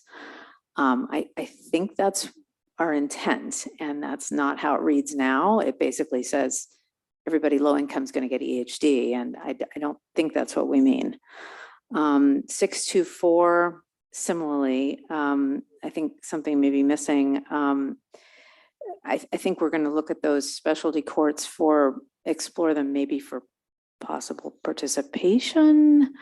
I don't know what we mean by explore there. What are we talking about there? And then the last one, second to the last one, section 7, the overview statement. Just like in number 2, I think it's basically saying currently that we're going to ensure that basic needs are met through these actions. And I think we want to, again, sort of like number 2, I don't think that these actions alone are going to ensure that basic needs are met. So it's more of this is our intent to strive to do that and to have these actions address basic needs. And then I think given what we know already now, I think we want to remove 733 because we know Bastyr isn't going to be a part of that project. So those are my, I think, pretty minor, hopefully, edits. But I didn't mean to dominate the conversation, but as I looked through it in more detail, I've read it now 2 or 3 times and just saw those last few things. Deputy Mayor O'Kane. This is just in response to 733. I think it's important to ensure that when we say, when removing Bastyr University, that we're still including partnering with someone for a community health clinic at Plymouth Affordable Housing, just for clarity. So I think that aspect of the development is incredibly important, but I agree with removing the specificity of naming the organization. Councilor Faux. I don't really have a question per se, but in regards to some of the comments made tonight about the difference between ensure and strive to, I believe those are really best values to put to our city attorney for how we intend the document to read and how we intend legalese to be reflective of. Because I think there's value in what Councilmember Sharpling did say, but I understand the meaning is to put value to the work we are intending to do. So when you say you strive to, you give room, a great room to say, oh, you need a good try, close enough, we did close enough. It's not really a good intent of putting to work the hard value of the walk to the work that needs to happen and needs to occur. And I believe that's what the document was reading to and how it was reading to be said and applied. So there's a difference in that dynamic. Councilmember Baker.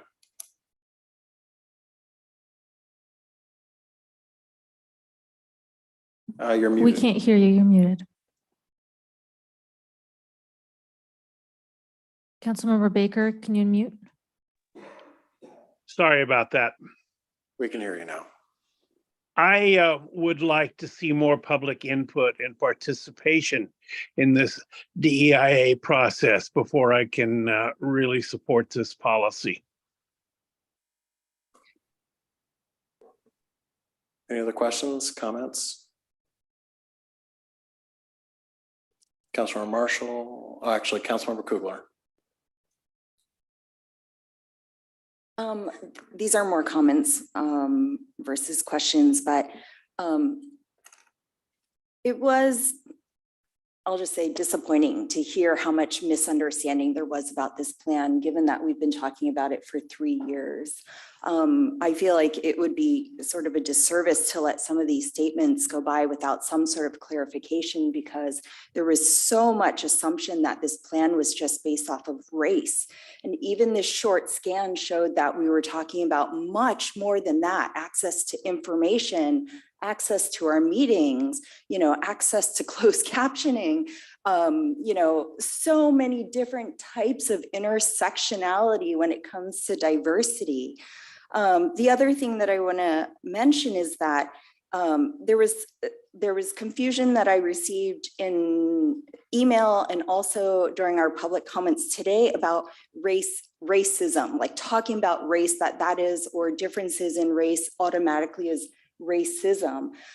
Just like how there is ageism and sexism, it doesn't mean we don't recognize that there are differences and that there are different sexes, that there are different people of different ages, right? It's when that's used to harm someone or used as a weapon to hurt someone that it becomes ageism or sexism or racism, right? But this plan was really, if you read the details of it, and I really highly encourage you to do so, I think we thought really broadly and widely about the residents of our community and really making sure that everyone feels welcome and invited to participate in all of the services and access that we provide. Yeah, well, everybody else has already gone, so I'm gonna go really quick, and then we'll go back around. I really want to thank Councilmember Kugler. She, I think, put it really succinctly what I was going to be, what I was about to say. I think a question I have for staff and maybe our consultant, I was reading through this and I was trying to find where in this document it changes who we hire. Is there anything in here that changes who we hire? Will we be changing, using race as a determinative when it comes to hiring? Or can you speak to how it would address hiring? Because there are places where it addresses it, but could you speak to those a little bit? Yes, thank you so much for that question. First, I want to say that Councilmember Kugler, you're exactly correct. This isn't a plan that is just for some people and not everybody. I can assure you that DEIA policies and programs of the past and today touch every person listening to this conversation.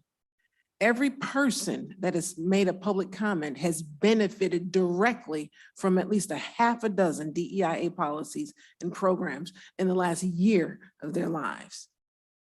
How does it impact hiring? Quotas have been illegal in the United States for many decades. There is no requirement to hire 3 Black people, 2 Chinese, 1 disabled, and 1 gay person. That doesn't exist in that policy. What it compels the city staff to do is to look at the richness of the diversity of the community, to look at its staff, and to make sure that they cast a wide net so that everyone has the opportunity to know when the city hires, so that everyone has the opportunity to fairly compete based on their merit and what they bring in terms of unique education, skills, occupation, or whatever it is that the city endeavors to bring on board in service to the community. The goal is that everyone should have the opportunity to be part of the cogs that is the wheels of government. Hopefully, because they have the same desire that you have in your selfless service, because you don't get rich in serving the community. Nobody does. But that everybody should have the opportunity to stand in service to the community. That's all that it implies. That everyone should have an equal chance, that the system isn't the thing that works against you, but the system is the thing that works for everybody. Your Honor, to specifically answer your question, hiring practices are discussed in 3.2 and 3.5, 3.2.1, 3.2.2, 3.2.5, 3.2.7, and 3.5.1. Happy to read those out loud if you want. It's up to you. I was about to read them out loud if you didn't, so. Go ahead. So just, you know, for everybody's sake, 3.2.1, strive for diverse hiring panels during interview processes. 3.2.2, ensure that hiring panelists have had DEI training, including implicit bias training prior to participating in a panel. 3.2.5, establish consistent hiring practices for reaching diverse populations, reach out to and invite minorities and members of historically marginalized communities to apply for positions. 3.2.7, research equitable hiring practices in neighboring cities. And 3.5.1, research how to and begin collecting voluntary demographic data from applicants and new hires so that the city can assess whether the workplace is reflecting the greater community. Nothing in here would in any way make the city hire somebody who's less qualified for a position. It's simply ensuring that everybody has access to the positions and is able to apply. I mean, when I come to this work,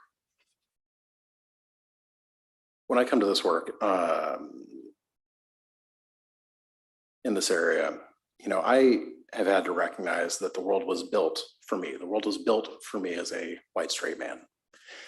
The world is relatively easy for me. I recognize that. I also recognize that we have built a world that is more difficult for other folks, or doesn't even putting aside, and I don't want to put aside, but even putting aside the historic, the founding of our nation and the systemic racism that's baked into a lot of our history, which has shaped opportunities that some folks have had versus other folks. Even putting all of this aside, this DEI plan also ensures that everybody has the ability to walk down the sidewalk or roll down the sidewalk or use a walker down the sidewalk in a safe way, and by ensuring that we are meeting ADA compliance. It makes sure that somebody with a hearing disability is able to come to a city council meeting and hear what's going on, or, you know, read the sub captions. It's opening up opportunities for folks to have access to the same things that I have access to as an able-bodied white man. And that's a good thing. We need to ensure that our government is open to everyone who lives in Kenmore, regardless of their sex, their gender, any of that stuff. And I think that this is some of the more important work that we've done for the last couple of years. And I would also say that we have had a lot of public input on this. We've had many meetings on this. And I think it's time for us to pull the trigger and move on. Councilmember Marshall, and then Councilmember Shrubnik, and then Councilmember File again. Okay, and then the Deputy Mayor. Thank you. And I wanted to confirm that the policies got legal review. Is that right? Yes. You're welcome. Councilmember Shrubnik. Thanks. And I unfortunately had had to be negative before the other statements, which is really in support of this. And I just want to express, how deeply I feel about this. For those of you who haven't seen the classic image of the difference between equality and equity, I can describe it. I'm looking at it. It's a very well-known image of three people trying to look over a fence at a baseball game. One is tall, one is kind of medium height, and one is small. And there are 3 milk crates. And equality is each person stands on a milk crate. So the tall person is very much over the fence. The medium height person is looking right at the fence, and the small person still can't see over the fence. Equity is when the tall person doesn't need the milk crate, the medium height person gets a milk crate, and the small person gets 2 milk crates, and everybody, the outcome, can see over the fence. That's equity. And another example of equity that speaks to me very deeply, I have a severely disabled brother, developmentally disabled brother, and I grew up in the 60s and 70s. And in 1975, I'll try to get it correct here because it is important. The original Education of Handicapped Children's Act was passed in 1975. This was early DEI. This is well before DEI was coined as a term, but it is fundamentally DEI. And what it does, and I appreciate Shannon Kelly-Ray describing it as well, it ensures that all children with an identified disability receive special education and related services to address their individual needs, and among other things, ensures that children with disabilities be prepared for employment and independent living, the outcomes, the equitable outcomes. So this is fundamentally equity. It is treating people differently because they come from different places and need different things. We're all familiar with this. This is 50 years old now, but this is DEI. This is just the newest wrinkle of it that we're putting into policy now to ensure that other aspects of diversity and inclusion are addressed, not just education for people with disabilities. My brother was educated in special education. He has a job, a very part-time job, washing dishes in an elementary school.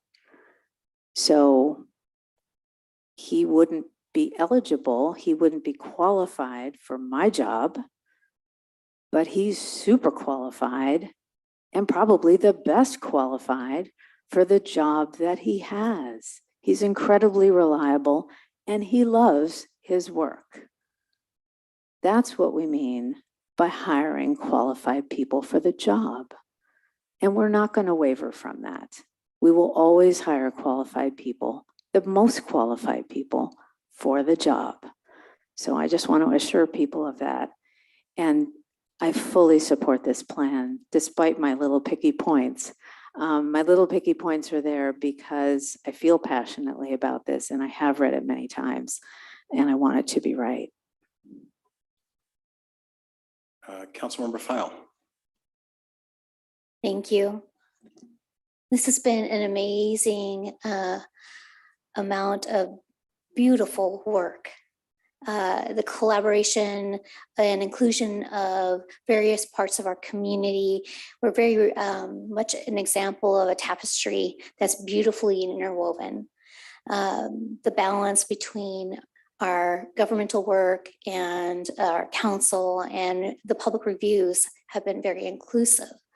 As we've been going through these stages of diversity and equity policy reviews, and with the input of the task force, it has adapted how we in Kenmore approach our community.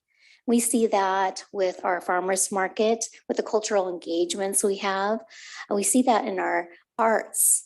And we're seeing our community be responsive of that in great number. We're on the road and doing the right thing. People come in large number when they see beautiful, wonderful things happening together. It draws them in, but we're learning from each other. And that's the beauty of cultural competency, right? And the humility of knowing that we all don't know it all. We have more room to learn and grow. When I first came on to the council, diversity and equity was a bucket item to choose from a laundry list of the priority.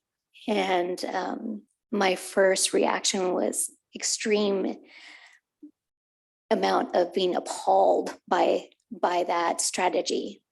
Well, it should be always the lens in which you start the work through and continue the work through.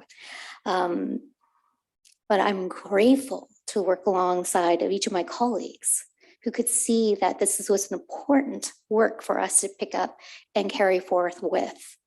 It's helping us shape our housing principles, how we look at trees and parks, and how we adapt to families' engagement. And more importantly, a greater representation in government. We see a greater diversity in our own room here today, let alone online. We didn't used to carry out online, but we were learning we are able to grow and grow beyond what we had once imagined. When I think of how we have heard from some of our community with different opinions and concerns, I've also heard fear statements and about different faiths. We are a community made of a large amount of people with various walks of life and various amounts of faith practice or lack of. There's room for everyone.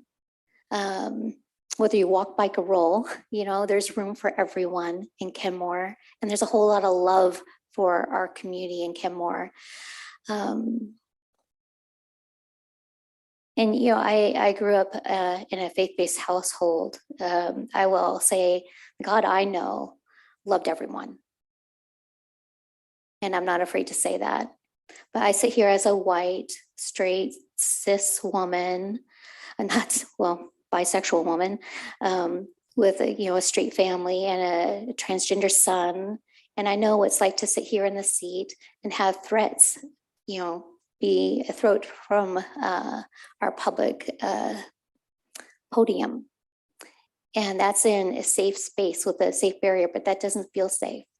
I know we have incidents that happen within our buildings that are not the best outcomes, but we can improve our outcomes based off of policy and policy direction. And this is one way we can go about that.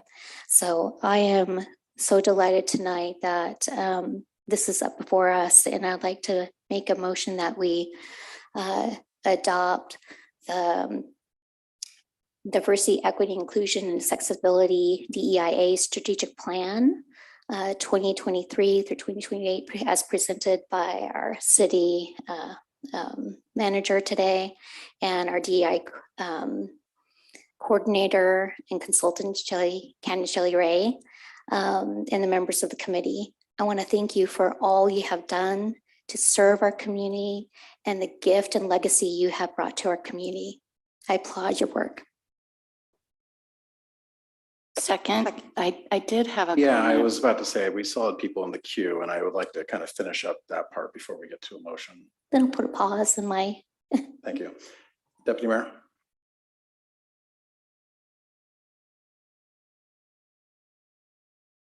On this evening, it's hard going late. I'll do my best not to reiterate comments that have already been said. One thing I do want to clarify and make sure is stated, our DEIA policy was adopted in November of 2022.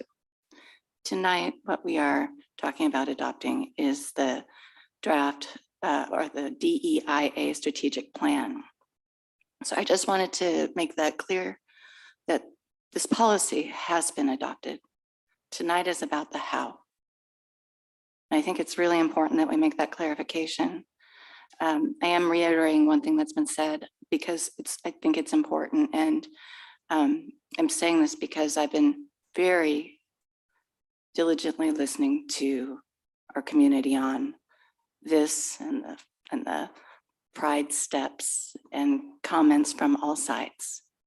We have been working on this and been very public in our work on this, reaching out for engagement. So I think it's very important that, for me, I state that, because at the heart of this work, and I've heard it from both sides,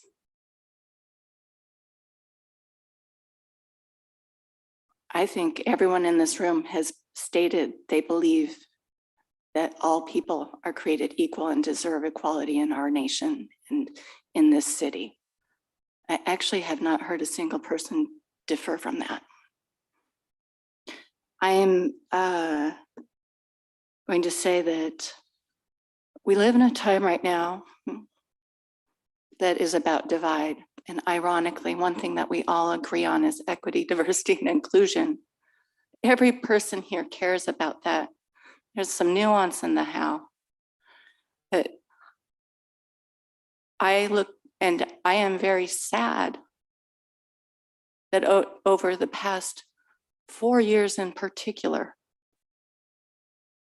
there has been a broad media attack that's driven to divide us, both from the left and the right. The left is equally pointing at the right as being the bad guy, when we all want the same thing, which is a healthy nation. Me personally, it's really sad that this incredibly important issue is so divisive. And what we have to do is look to our hearts and our highest, greatest good. And when I look at this policy and actually the plan that we've implemented, it is pointed to our highest and greatest good. I have really listened to both sides. I understand the concerns about that have been stated. I'm not going to go into in detail, but I have been listening. I recognize the point of view. I also understand that the root of the fight is more about divide than what our goal is, which is a fair, just nation where all people are treated equally. And I believe that this plan is helping us move in the right direction. And I hope that we as a nation, we as people in the community of Kenmore, starting here, really start looking at what the positive intent is, rather than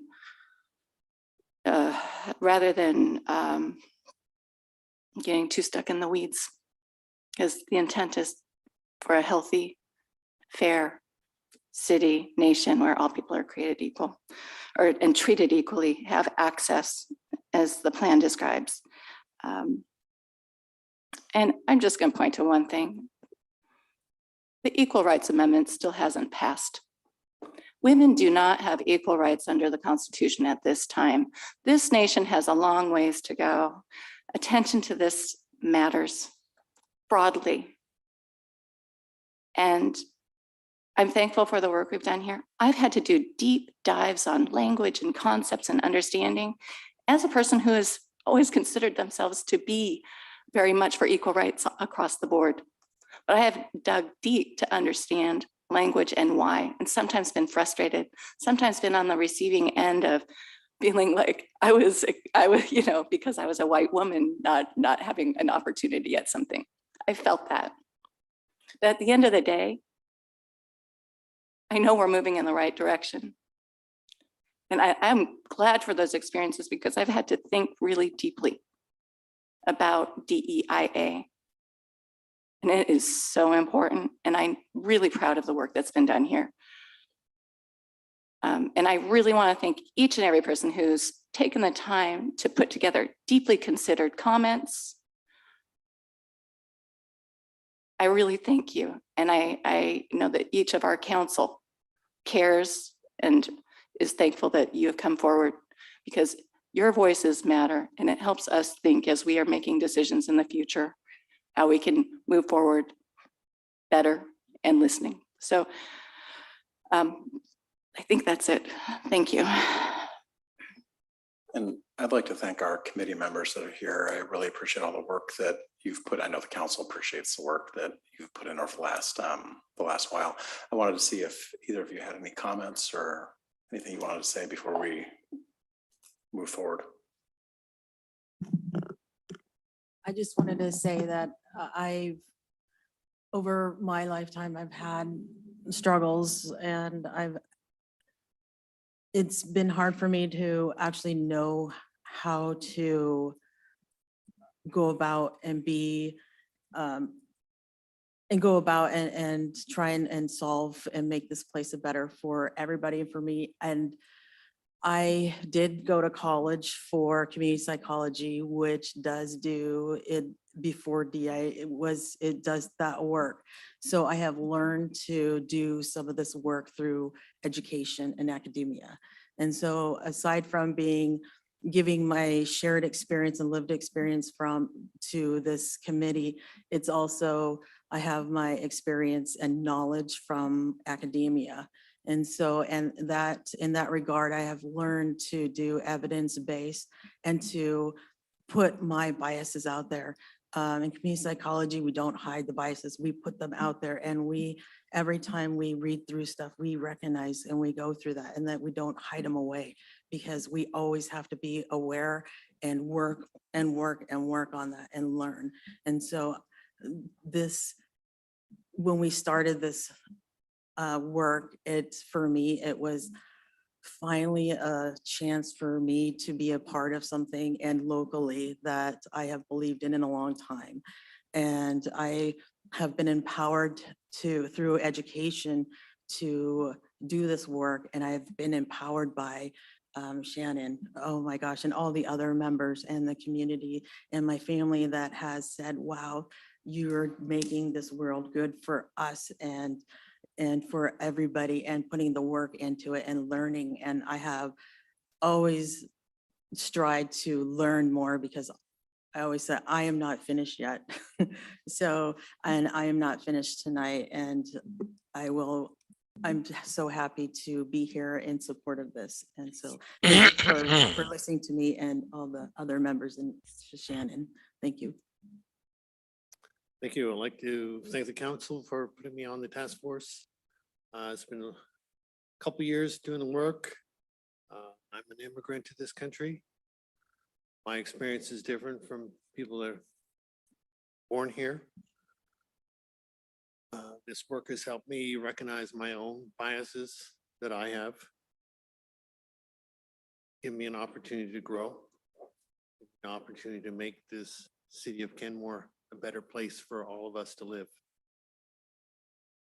I'm very grateful for the opportunity.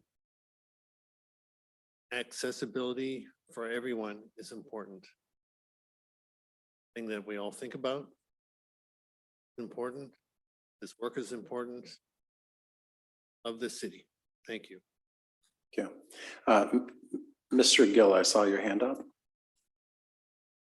Yes, thank you. I want to share with the council something that I shared with the members of the committee way at the beginning when I was first asked to join the committee. And that was that I was not jumping for joy. I was not super thrilled at the idea of becoming a member of a committee that was going to discuss ideas of diversity. Not because I'm against them. I've lived all my life in pro of that concept. But I was not jumping for joy simply because I've seen it done. I've seen the application of diversity courses, programs, and so on many times. My wife is a a leading guru locally in those affairs. And so I knew more or less the theoretical concepts behind diversity as they were being defined in the last, say, 20 years. But I've also told the committee, and I want to make sure that I'm sharing it with the rest of you in the city council, that I really am impressed with the length and the detail of how to apply the concepts inside a city government function. And that is what's so different with this plan. In all the stuff that I've seen and read, I've never seen a plan of how to apply the concept of diversity and equity in the very minute steps that an organization must exercise. And that's what's different here. And Shanine and her advisors and the rest of my fellow committee members have come up with something that is really unique. Again, in terms of diversity literature that I've come across, what you are doing now is really unique. I don't know of any other organization that has come this far with this kind of detail and this kind of attitude. I've said to you, I've lived in Kenmore for a very long time. And so being part of this committee, listening to Shanine tonight, make that beautiful summary statement that she made, historically solvent and applicable. I'm very glad that I live in Kenmore and that I've been able to raise my voice a couple of times in support of this concept. So I thank you very much. Thank you. Any other questions or comments? Councilor File. Thought you had a motion. I already had made a motion and it was seconded and we put a pause for the continued discussion. Yeah, but I think we should probably formally. You want me to make the motion. reformulate the Yes. motion? Sure. Yes, please. Very much happy to. So I'm happy to move that we adopt the diversity and equity inclusion and accessibility strategic plan of 2023 to 2028. And I am hoping for a second. Second. We have a motion and a second. Is there any discussion? Okay, I think I have a friendly amendment or just an amendment. There's no such thing as a friendly. Okay. It's an amendment. I think I have an amendment. So then I move it and I describe it. Okay. Okay, so I would like to make a motion to amend, and I have consolidated a bit. The motion is to amend in the following ways. 2.11, correcting the typo of "and" to "and." The overview statement, adding the words "strive to" before "eliminate." 512, eliminating the words "by creating inclusive parks," because it stands on its own without that. 622, rephrasing to ensure electronic home monitoring is financially accessible to low-income offenders, which I think was the intent. 7, the overview statement, add the words "aimed at" before the phrase "meeting basic needs." And 733, rephrase to "partner with health or human services providers at the Plymouth Affordable Housing Development. All right, we have a motion Second, and we have a second. For the sake of transparency, Councilor Sherman, could you email that over to the clerk? And we could distribute it to everybody. And while she does that, I would propose that we take like a 5-minute break. And then we can come back and take a look at your motion once we all have it in our inbox. Does that work? It works for me, but. Okay. If you can send it over to the clerk and Yeah, email it let to me the rest of just us, and we can, Clean it up here. thank you very much. We are in recess for the next 5 minutes. We'll be back at 9:31.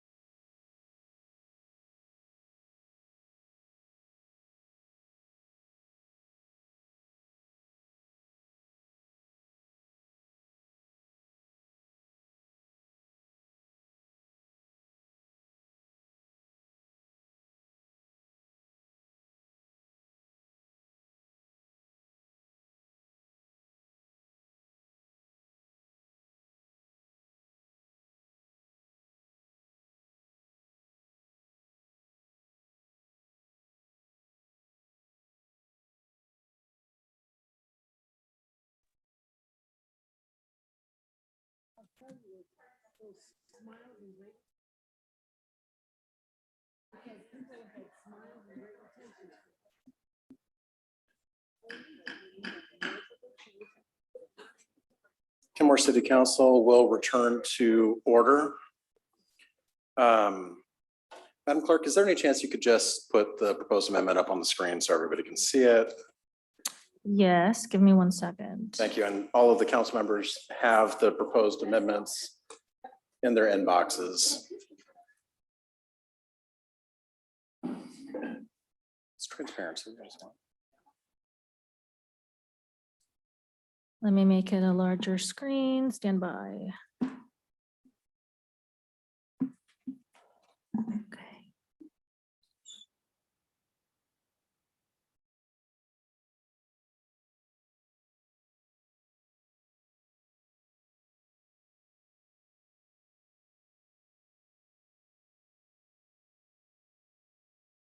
Okay, just so that we're all on the same page on what is being proposed in the amendment. We have a motion, we have a second on the amendment. The amendment is on the table. Is there any discussion on the amendment?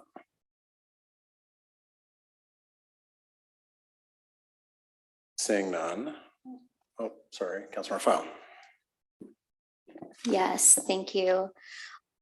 So for 211, the second part of the adjustment there,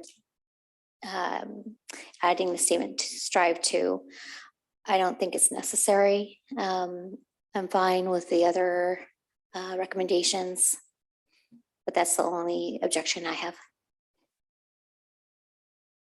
Okay, any further discussion on the proposed amendment? Seeing none, will the clerk please take a roll on the amendment? On the amended language to amend the strategic plan as followed and outlined in the bullets above, Councilmember File, No. Deputy Mayor O'Kane, Yes. Councilmember Shrubnik, Yes. Councilmember Kugler, Yes. Councilmember Marshall, Yes. Councilmember Baker, Yes. Mayor Herbig. Yes. The amendment passes. We now have the amended motion in front of us. Is there any further discussion on the main motion? Seeing none, would the clerk please take the roll?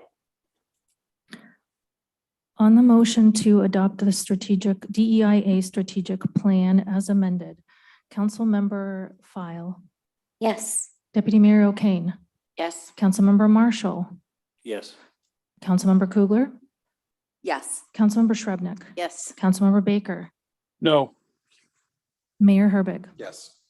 With 6 in favor, the DEIA strategic plan is adopted. Thank you. Next on the agenda, proposed ordinance 23-0593, exceptional tree ordinance presented by Assistant to the City Manager, Garrett Oppenheim. Mr. Oppenheim. Thank you, Mr. Mayor. Let me go ahead and share my screen again.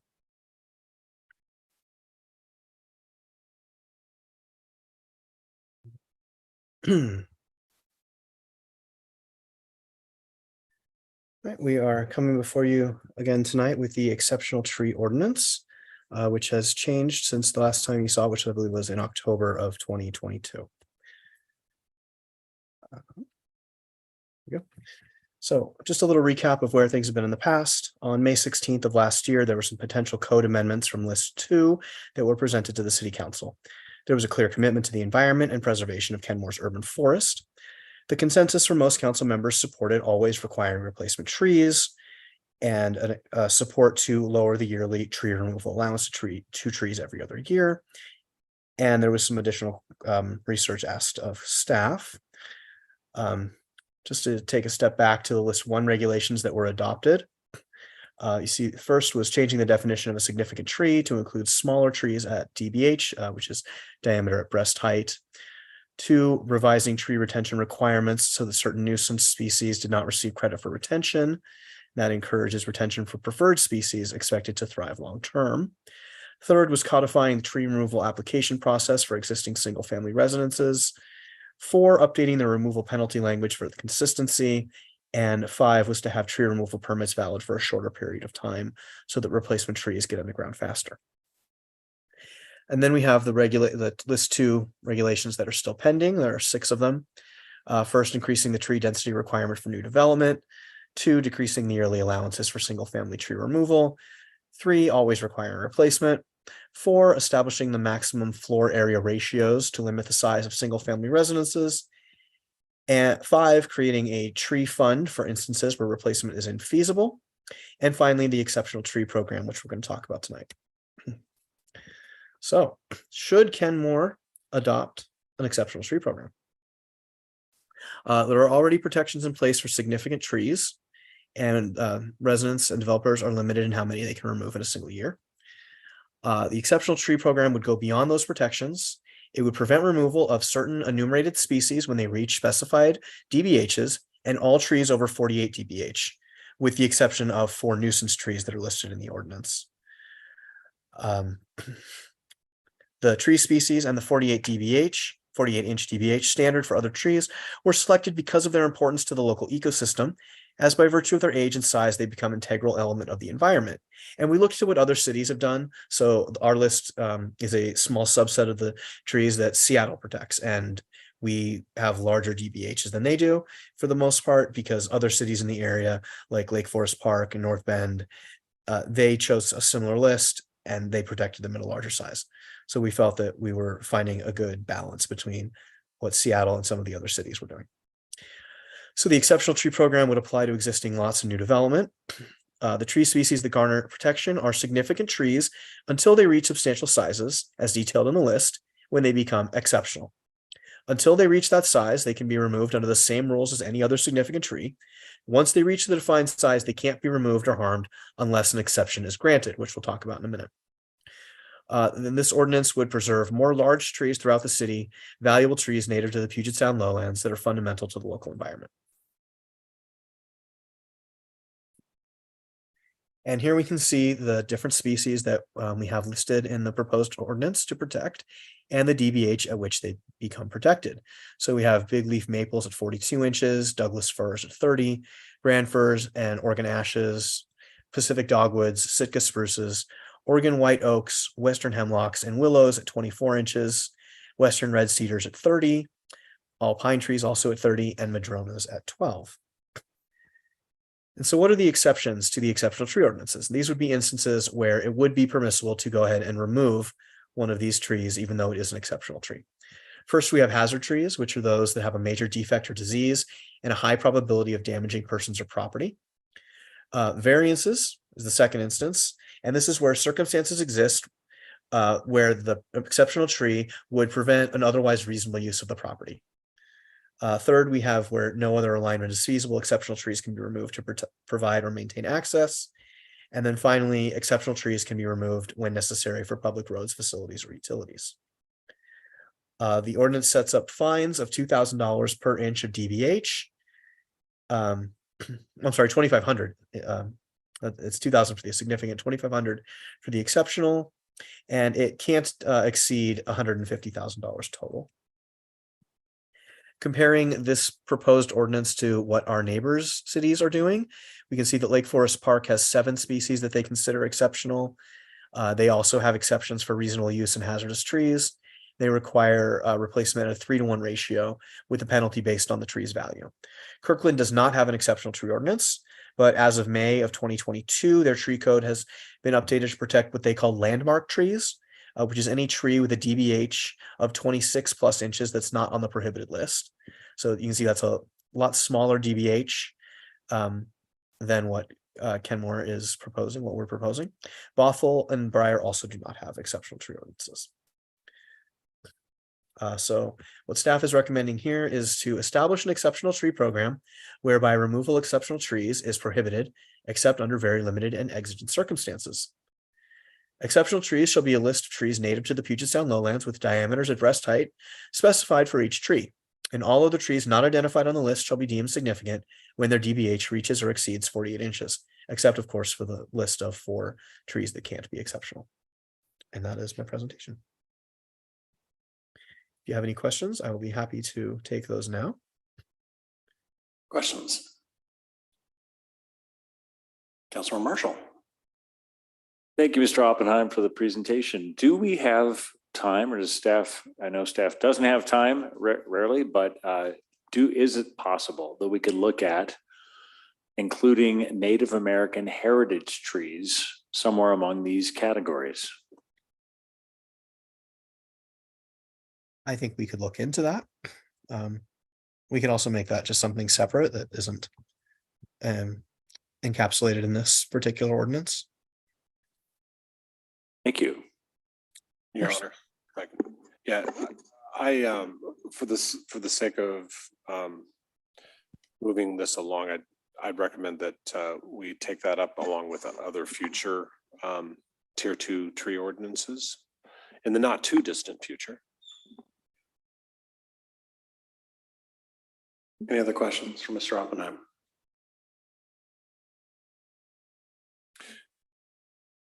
Your Honor, on process, what we recommend is 2 public hearings on this prior to adoption.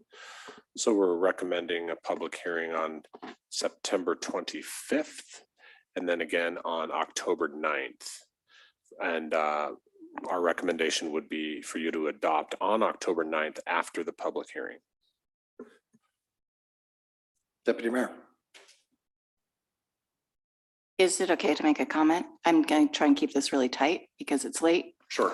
I just want to thank our city manager and staff for bringing this forward earlier than expected, and thank our community for coming together to stand up for our trees at our gathering to save our trees when the Great Sequoia was cut down, the 54-inch DBH tree that was cut. In addition to that, at that location, perimeter trees that blocked quality of life at a low-income housing facility were cut down as well.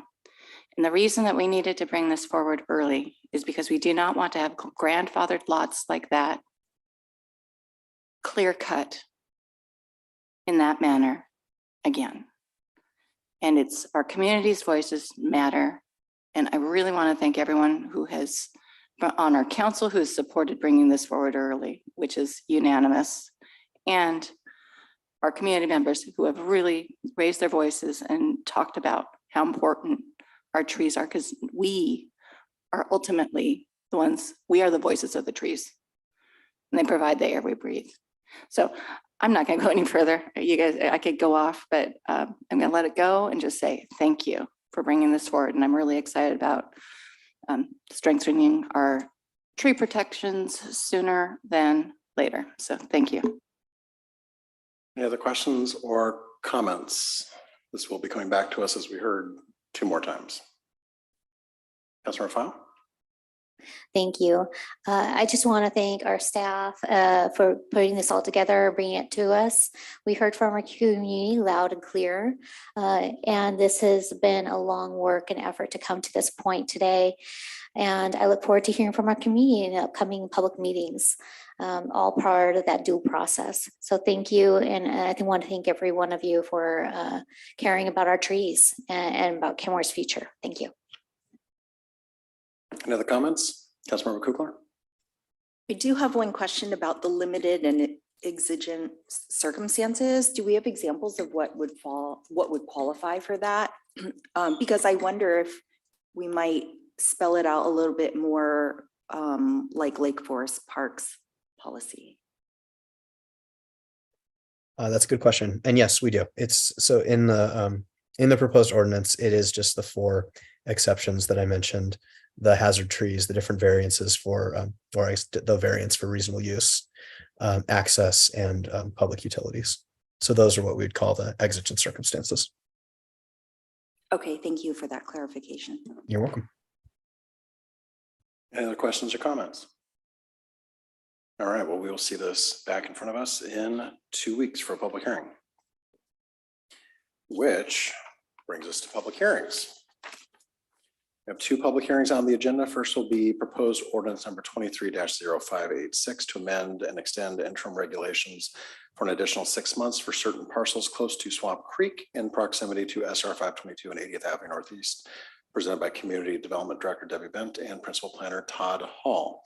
Staff will have an opportunity to present prior to the opening of the public hearing.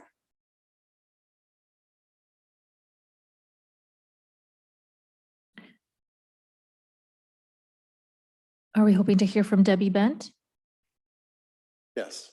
Okay, she's being promoted right now. Okay, is Todd Hall also on the call? Okay. Okay, great.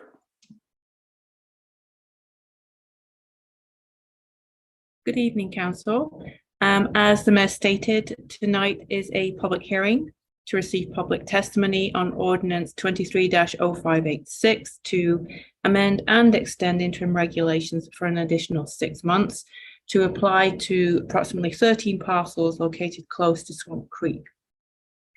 The interim regulations prohibit townhome development, and for properties that do not choose to develop under the TOD provisions, they must meet the base density of the underlying zone and include at least 25% of the total number of units as affordable units. The ordinance states the findings and justifications for extending and amending the interim regulations, including council direction that was given on November 28th last year for staff to conduct a channel restoration assessment of Swamp Creek to determine where channel restoration would provide the most ecological benefit. And results of the assessment would also include the potential options for new regulations for the area close to Swamp Creek that would further incentivize restoration. This assessment is anticipated to be completed this fall with results available early 2024. That's my staff presentation. Thank you. Any questions for staff before we go to the public hearing? All right. I'm going to open the public hearing. For the public hearing, you'll be granted 5 minutes to speak. The same public comment rules apply, including stating your name and city of residence, addressing your comments to the city council, and not splitting your time with others. If your comments have been fully expressed by preceding speakers, we encourage you to summarize your statements by stating your name, city of residence, and saying that I concur or agree with whoever spoke previously. We will hear testimony from our on-site guests first, followed by virtual guests. Thank you for taking the time to participate in these public hearings. Madam Clerk. Thank you, Mayor Herbeck. We have 2 guests wishing to speak, Marilyn Knudsen, followed by Tracy Benishinsky. Please approach the podium.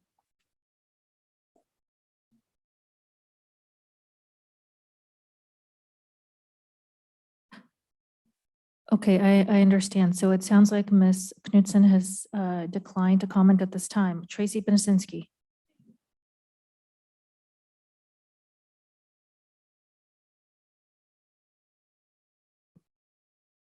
Tracy Benishinsky, Kenmore. Swamp Creek Channel Restoration through the TOD and on every reach really is a visionary multi-benefit initiative, good for fish, good for flood reduction, good for wildlife, and good for people. I say it's visionary because many have given up on our urban creeks, but not you. So thank you for being visionary.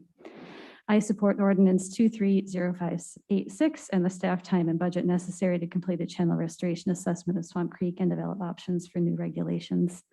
Thank you so much for your consideration and your leadership on this issue. Mayor Herbeck, we have no hands raised for virtual comment at this time and no. Oh, can we move on to the raised hands? Yes. Mr. Myers, followed by Stacy Valenzuela. Jim Myers, can you hear us? Yes, actually, this is Elizabeth Mooney on Jim Myers' computer. Can you hear me okay? We can. Welcome back. Thank you. I just want to fully support Tracy Benishinsky's comments and how she's talking about this as visionary. I think that everything that we have done in support of that area being a better vision than it had been is in large part thanks to her contributions on the Planning Commission and the support that the leaders on the Planning Commission gave her in writing alternative ideas for the protection of the habitat at Swamp Creek. And I appreciate all that she has done to try to get those very complicated messages out to the public so that we can support the hard work that people like her are doing to make our habitat better for not only the salmon, but also for the people that would otherwise have flooding downstream. It's not just for the fish, it's for the people. And bringing people into our community that's at the bottom of a lot of streams. We are the stewards of our environment. And so thank you, Tracy. Thank you for Planning Commission for supporting this idea so that we could write in support of a better plan. And the more we can keep doing and getting the community to know how much people like these leaders are promoting, the better. So thank you, everybody. And if you're interested, let's talk about it some more and what we can do in the future at Streamfest, where she'll be. And thank you also to Marilyn Knudsen, because she was another one of my leaders in these pursuits of protecting that area that you all are talking about in this hearing. So bye and thanks, everybody. Thank you. Stacy Valenzuela. Good evening again, Stacy Valenzuela, Kenmore. I am in support of this ordinance. I think Tracy was so forward and great about coming forward with the minority report to start this on its way. We appreciate the city for taking this on, and we hope that the properties will be enhanced on Swamp Creek, and that Swamp Creek will thrive with salmon. We appreciate the 25% affordable housing, including because this is very important in this day and age with us being in the housing crisis. We know that we have seen recently warm waters and salmon dying and the sturgeon dying. I know that historians have noted that Swamp Creek is not flowing all the way down like it used to. And hopefully this work, and hopefully it won't take too long, will make a huge difference. We hope to see it in the next 5 years. So thank you again, and I hope you adopt this. Mayor Herbig, I see no additional hands raised. Is there anybody else wishing to be heard? Anyone else wishing to be heard? Anyone else wishing to be heard? Seeing none, I'm declaring the public hearing closed. Next, we have a public hearing on proposed ordinance 23-0594, amending the 2023-2028 capital improvement program for parks, transportation, and city facilities, presented by Finance Administration Director Melinda Merrill and Public Works Operations Director Jennifer Gordon.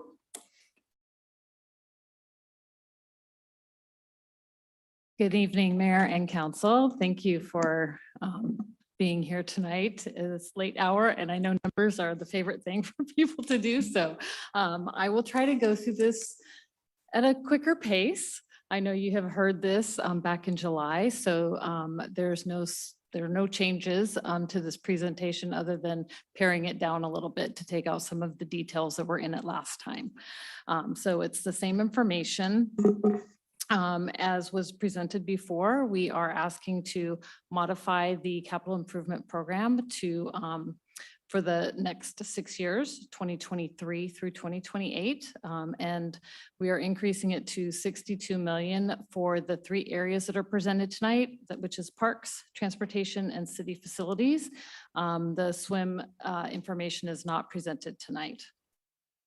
Go to the next. Sorry. Am I doing it? So those are the 3 areas that total 62 million. The revisions to parks area are just under these 2 programs, which is Twin Springs Park and the Tlawadis. And those are P1 and P27, which you'll see going forward. And so those were just some increases, either covered by park impact fees or by carry forward funds. So here are the total, all the projects for the next 6 years for parks, and P1 and P27 are the only two that have changes to them from the original CIP that was adopted. And this is just a summary of all the monies that will be spent in the top bucket, and then the funding dollars in the bottom. So where the money will come from to pay for all those projects. Again, no changes from the past. So transportation, there was a lot more happening in transportation, which John went through a lot of the new projects and changes to the existing last time. So these are the existing projects that have changes. There are 7 existing projects that either are being increased or decreased. Here are all of the projects that are part of the transportation capital improvement plan, and it's 32.9 million, which is actually an increase of 10 million from what is originally in the budget. And then there are these last ones that are new projects. This also includes hiring a full-time permanent engineer, which has happened already, and that was brought to you back in July. And under financial review section, you can see 82% is funded through the CIP and 12% will come from general funds for that position. And here's the summary of all the areas that the funding is coming from to fund all the projects above. Again, no new information from last time. And then we have the city facility capital improvement program, which is at 26.1 million. That is an increase of 5 million from the last time you saw these numbers from what was adopted last year. And this includes the land acquisition and development of 16.5 million. And then a note to help pay for the Public Operations Center. And this funding will require an increase in the swim rates, which again will be brought to you, I believe next month. Is that true, Rob? Is it September? I mean, October? Actually on No, it's next the end week. of this. Oh, it's next week. Sorry. It's next week. Yep. So you'll see more information on the swim rates next week. And then there's an ongoing search for grants to help fund different portions of this project. And I believe the next slide, oh, this is the summary of where the monies are coming from and what they're paying for. And then this is going to turn it to Jennifer. Thanks. And then this slide is just talking about the going over the presentation that we had in July, and just clarifying the direction that staff provided and council's agreements to that, which includes the phased approach to developing the Public Works Operations Center. We'll be developing only a portion of the property. We will be constructing the operations building only. Paving and parking for the employees, vehicles, city vehicles, equipment and materials. And it will include environmental elements that will be including the cisterns, solar ready, EV charging, and low impact development methods and materials. And then we are going to be including the additive alternates to the request for bids for geothermal heating and an additional enclosed shop building. So this is a lovely picture graphic for those of you who like pictures of where all the money is, all the resources that are being used to fund these projects for the whole $62 million for the next 6 years. It's the same one that was included last time.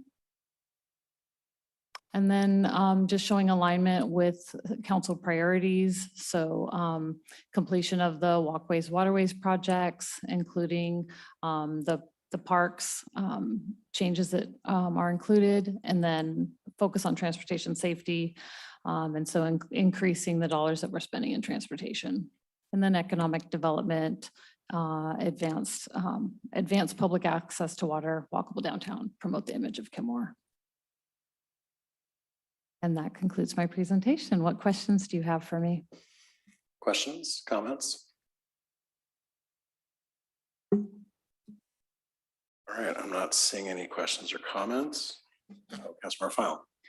Just one, and it's not necessarily right in front of us today, but I know this is one of the projects that was pushed down the road a little bit.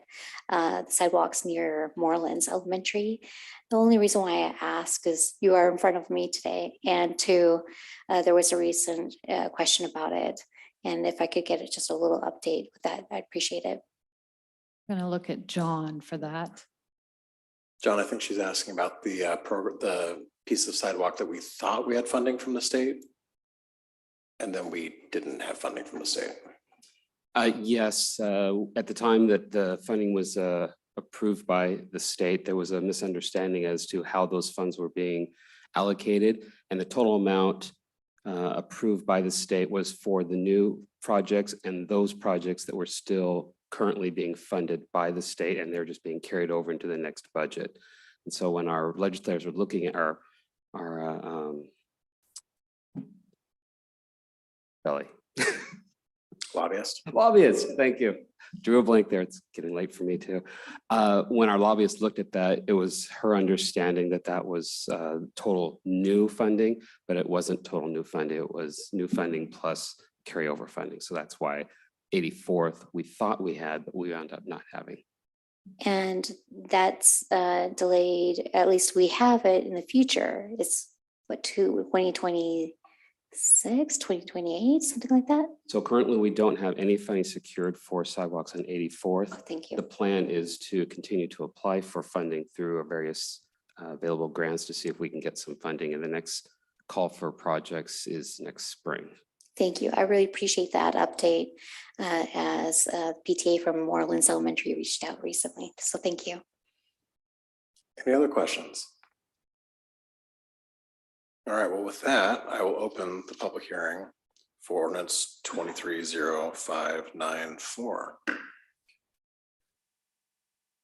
Mayor Herbig, we have no on-site public comments. May we move on to virtual comments? Yes. We have one person wishing to speak. Stacy Valenzuela, can you hear us? Yes, can you hear me? Yes, go ahead. Stacy Valenzuela, Kenmore residents. Please only fund preservation of our natural and wildlife habitat. You do not state what the funding is for geez. The wildlife is already blocked from the wetlands after the construction, destroyed much of the space, and has high contamination, which we had stated would happen from the ducks likely on the boardwalks. What we need is some money put towards the Swamp Creek restoration, and we don't see it listed there in the plans at all. What we also need is remediation of sites, dioxin testing of the water along the shoreline, the dumping of water that's going into the shoreline. It's draining, so if those could be tested for pesticides, dioxins from the grass and the golf course, sediment, navigation channel, and the slough, log boom, all tested, so that we can use the funding instead for steps towards cleaner waterways, fish passages, and climate in Kenmore. Please take this into consideration. Thank you. Thank you, Stacy. Mayor Herbig, I see no additional hands raised. Is there anybody else wishing to be heard? Anybody else wishing to be heard? Anyone else wishing to be heard? Seeing none, I'm declaring the public hearing closed. Move on to the business agenda. Proposed ordinance 23-0586 to amend and extend interim regulations for an additional 6 months for certain parcels close to Swamp Creek in proximity to SR 522 and 80th Avenue Northeast. Presented by Community Development Director Debbie Bent. Thank you, Mayor. Staff has no further comments. Staff would recommend that council pass this ordinance this evening. Thank you. Any further questions or comments? Okay, seeing none, the chair would entertain a motion to approve proposed ordinance 23-0586. So moved. Stereo. So moved. Let me give the motion to the deputy mayor and the second to Councilmember Shrubnik for the record. Any discussion? Seeing none, would the clerk please take the roll? Thank you, Mayor. On the motion to approve ordinance 23-0586, Councilmember Shrubnik, Yes. Councilmember File, Yes. Deputy Mayor O'Kane, Yes. Councilmember Marshall, Yes. Councilmember Kugler, Yes. Councilmember Baker, Yes. Mayor Herbig. Yes. The vote is unanimous and the ordinance is adopted. Next on the agenda is proposed ordinance 23-0594, amending the 2023-2028 capital improvement program for parks, transportation, and city facilities.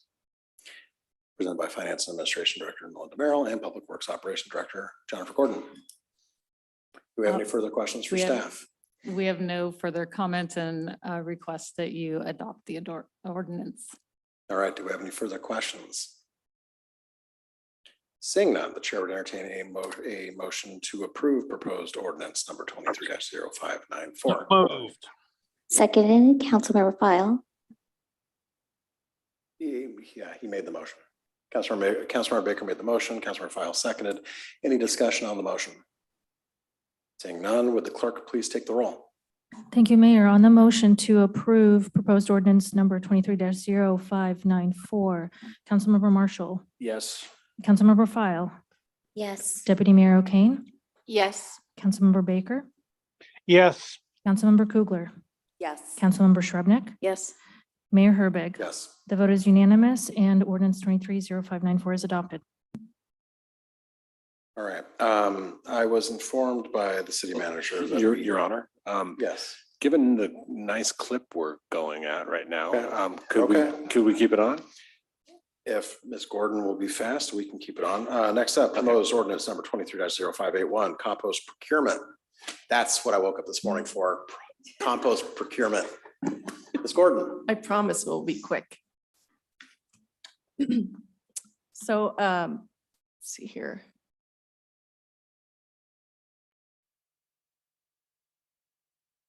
In March of 2022, the state passed a new law that requires cities and counties adopt a compost procurement ordinance. The requirements were that you either had to provide organic material collection through your municipal solid waste collection, so food waste, yard waste collection, and have a population greater than 25,000 residents. So technically, we only fall in one category. We're not quite 25,000 in population, but we're going to go ahead and move forward with asking to pass this ordinance in support of the Climate Action Plan. I think we're one of a couple of cities that don't meet the requirements, but we're already doing this work. It means, what does it mean to us?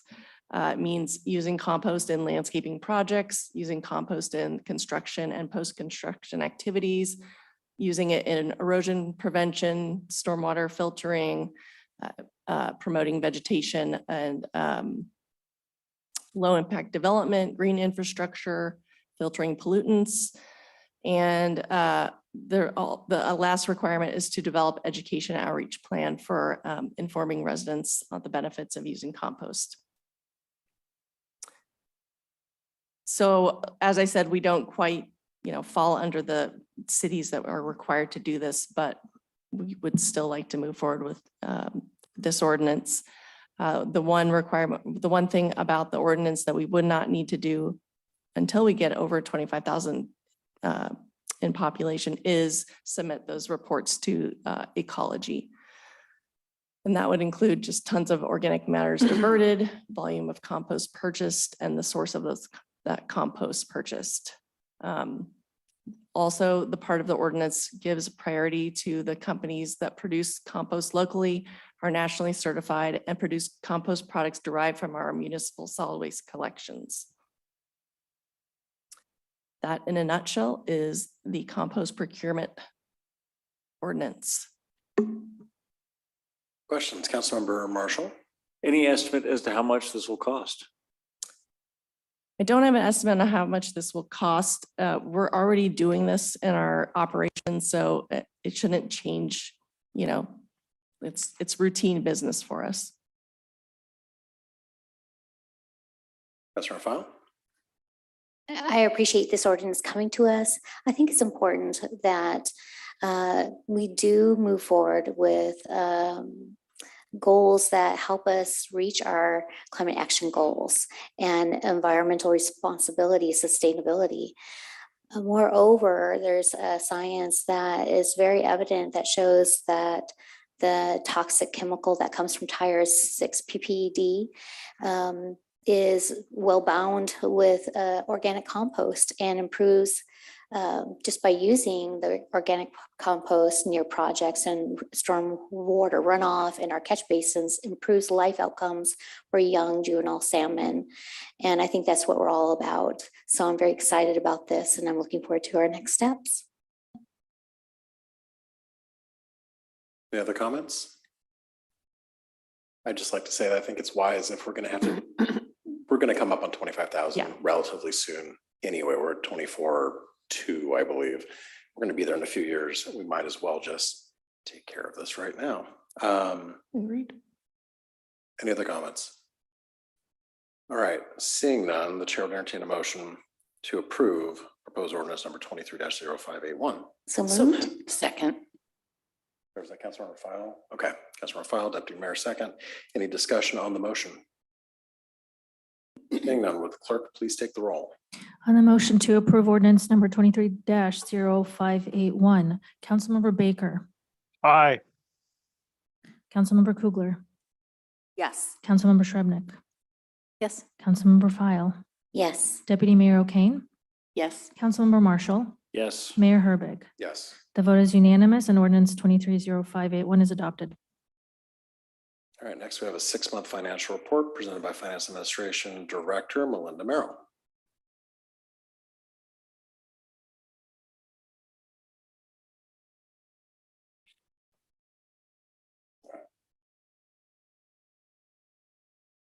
Thank you again for letting me present tonight. And I know more numbers, it's very late. I will not belabor things, but I do want to point some things out as I go along. So this is the 6-month review into the year, into the biennium and into the year. And so let's take a look at how things are going. So looking at the general fund and revenues, so at this point we are 25% through the biennium. And if you look at total revenues, voila, 25%. But there are some areas that are up and down. So if you take a look, you can see that utility taxes are up. And that is because we've made some changes to the gas, natural gas. We increased that to fund our CAP and our HHS. So we went from 4% to 6%, and that took effect at the beginning of May. So we have a 2-month impact in that number. So we do expect it to be up from what we originally budgeted. We have new garbage rates, and so that is increasing as well. In the utility section, development fees and permits, we had a couple of large outliers for some new development, a $98,000 single transaction, and then another $83,000 single transaction. So those increased that line item. And then voila, investment interest is just going gangbusters. So we're loving that. So we've already exceeded what we thought we were going to get in the budget. So that's at 127%. And then transfers, we always, that comes later in the year. So that's slowly, that'll bump up obviously as we start to do those entries. But for right now, it's only at 4% there. Expenditures, general fund, you can see if you look in just above the bottom, our total expenditures are only at 16.6%. And the main reason for that, I've added in, so you can see, put the police contract, which did get paid in July. That's about $1.8 million.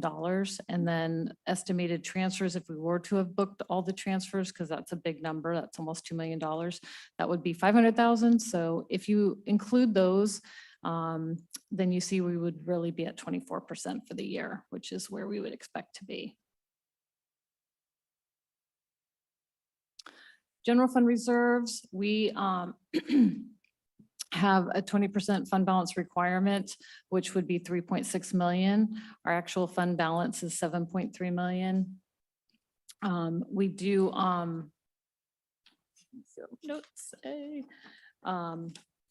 if we were to include those costs that I just mentioned for the police and the transfers, that would bring us down, reduce it by 2.3 million. So we'd be at 5 million. So we're still in good shape there. And it's more in line with what you would expect to see.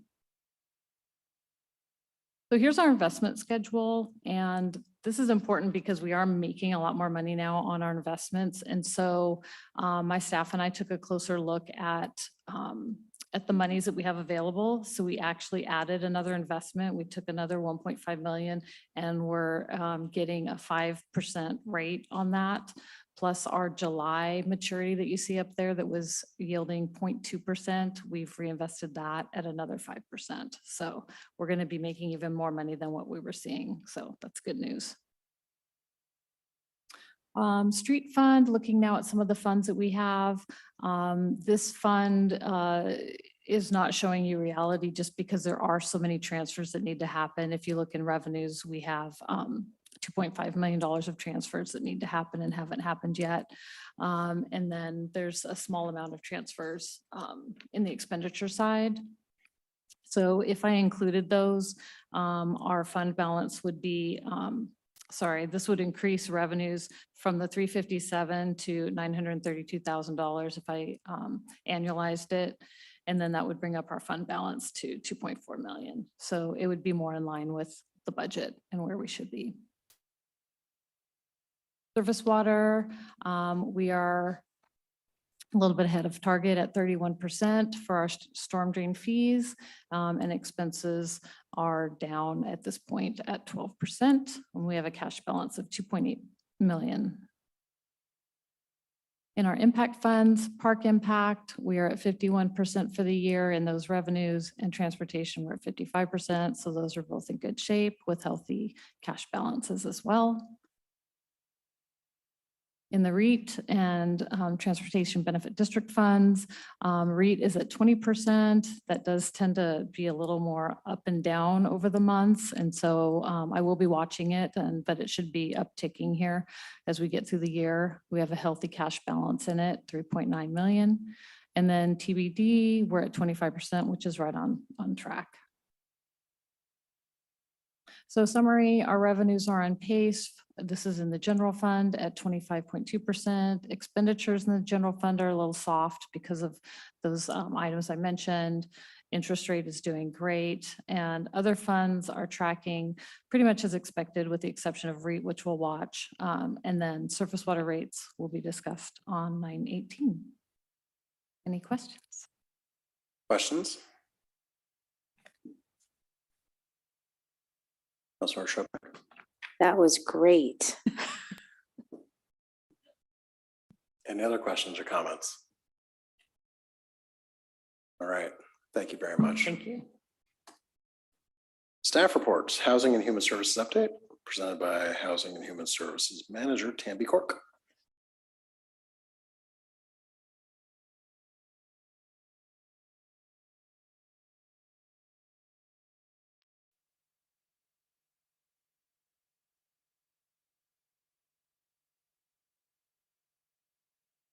Good evening, Council. Tammy Cork, your Housing and Human Services Manager. I'm here this evening just to give you a brief update on everything that's happening this fall with a very productive season for Housing and Human Services. I'll start by highlighting a few elements of our housing work with regards to affordable housing developments. talk about our current human services contracts, give a brief update on the human services needs assessment, and then highlight a few things that are happening in our community.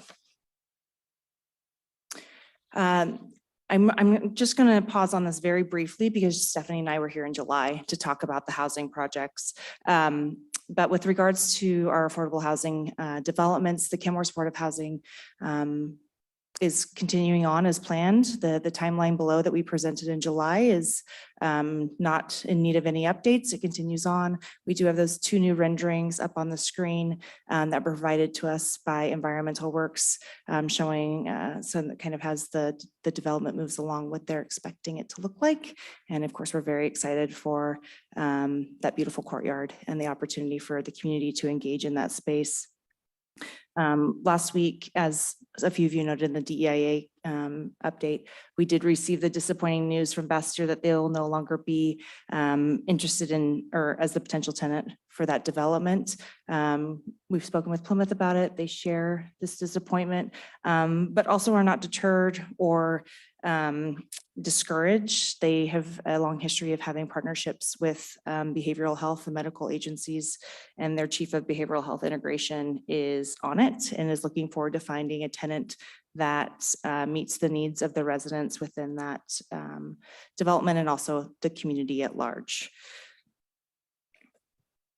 Also really briefly, you know, the Holtz property near here is also in an open RFP process. Time is passing very fast, so it is actually just a few weeks away that we will have the deadline for that on October 6th, and staff have a process in place to review those proposals. And if we have one that we believe would be interesting to the council, we'll be back to you by the end of the year with that proposal. Moving on to the human services part of my role, I've had the opportunity over the past few months that I've been with the city of Kenmore to check in with the 19 organizations that were funded through the last biennial budget process.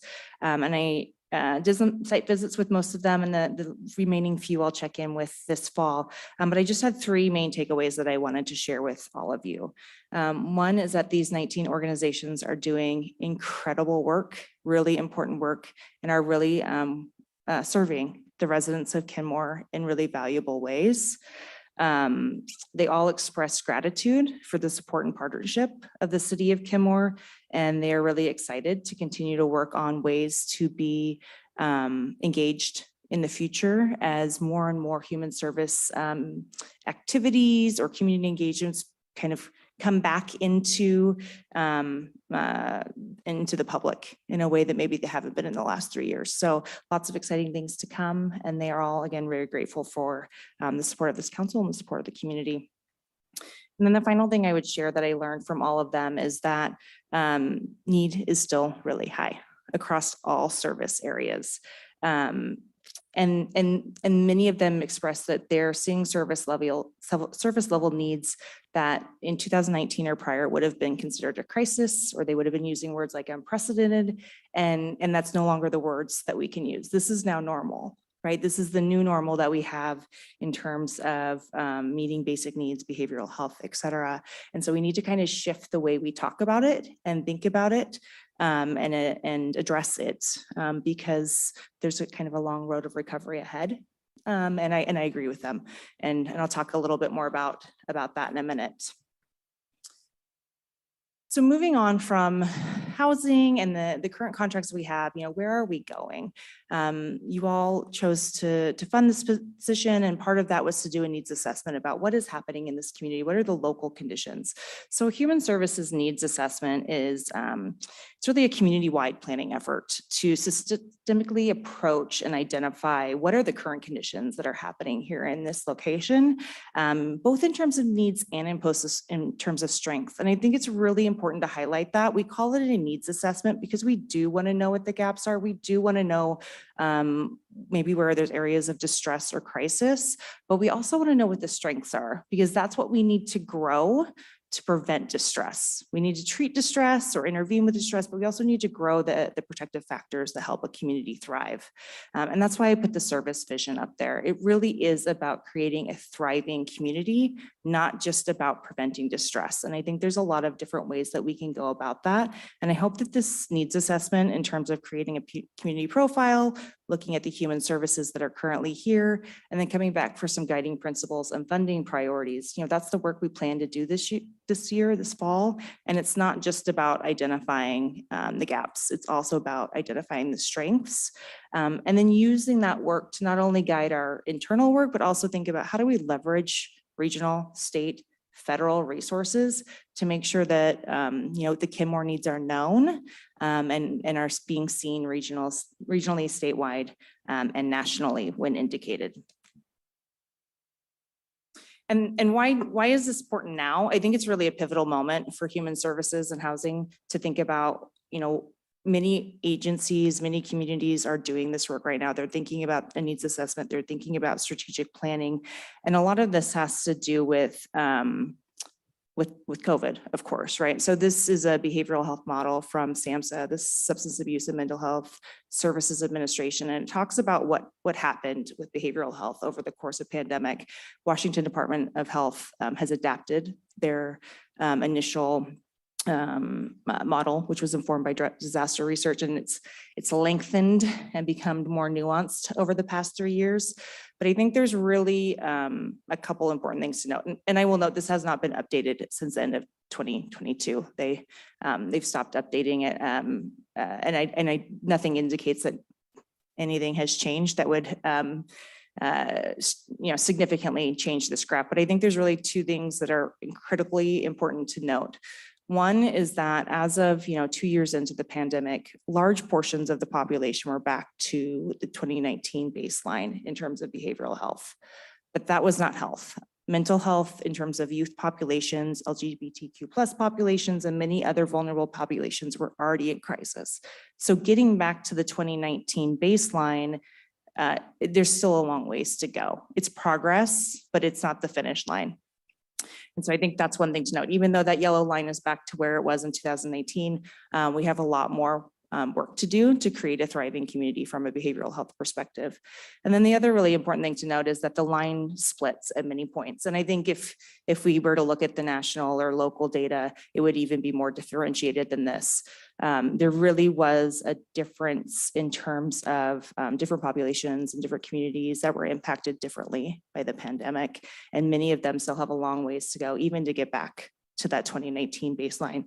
So there's a tremendous amount of work to do in terms of long-term recovery, related to behavioral health. It's going to be an extensive and complex road. But I think it's really, it would be very easy to talk only about concern in this presentation, especially when we're talking about mental health. I have a couple of snapshots on the screen. One is the most recent U.S. Surgeon General's advisory on the epidemic of loneliness and isolation. The others mentions the 2021 National Emergency in Child Mental Health, which was when it was declared, but not when it was started. And it certainly has not gotten better. There's a lot of challenges with increasing mental health amongst our young people. But there's also a tremendous amount of hope. And the article that's on my right, talking about how neighborhoods can be great allies for youth mental health, that was an op-ed from Dr. Sarah Walker at the UW Community and Behavioral Health Policy Center. And she talks a lot about how physical and social environments are also, key causal factors for mental health. So things like safe walking areas, public parks, access to healthy food, positive youth activities, social connection.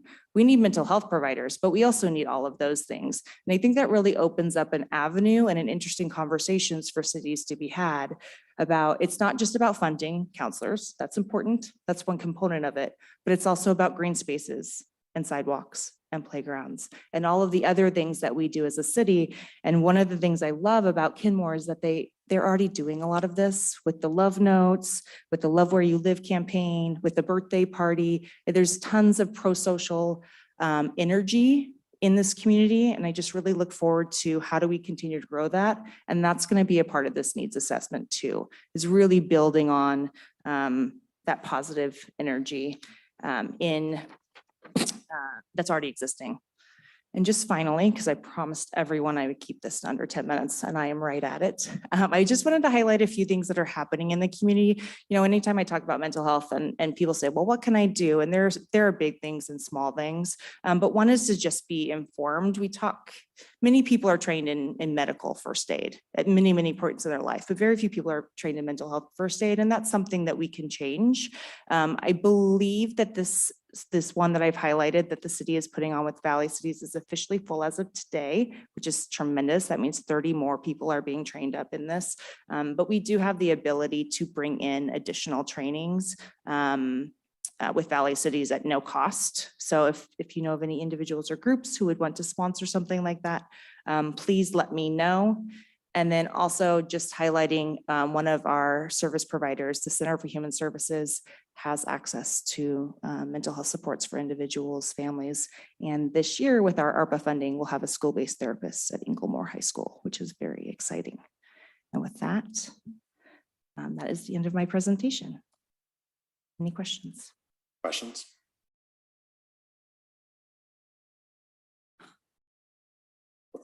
Councilmember File. No questions, but welcome, Ms. Cook, to Kenmore. I want to thank you for all your hard work, and we're really excited to see you get going and serving our community. So thank you.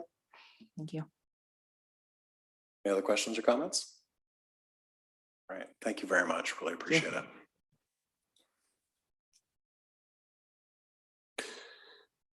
All right, just a couple more quick things.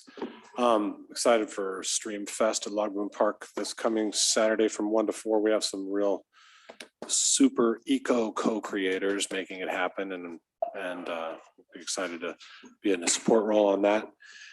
An example of a love note once again. Also tomorrow is the groundbreaking ceremony for BRT for both BRT Stride 1 and Stride 2. It's at 10 a.m. at the Lee Johnson Auto Dealership in Kirkland.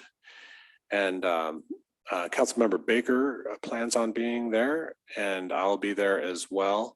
And it's a pretty important milestone. And given that we were a leader among cities back in 2016, which got it on their system plan, I think it's important that we fly the Kenmore flag, so to speak. So I'll definitely be there. And again, it's 10 a.m. tomorrow, Lee Johnson Auto Dealership in Kirkland. And last but not least, I just want to say that I am really proud to be Kenmore City Manager tonight.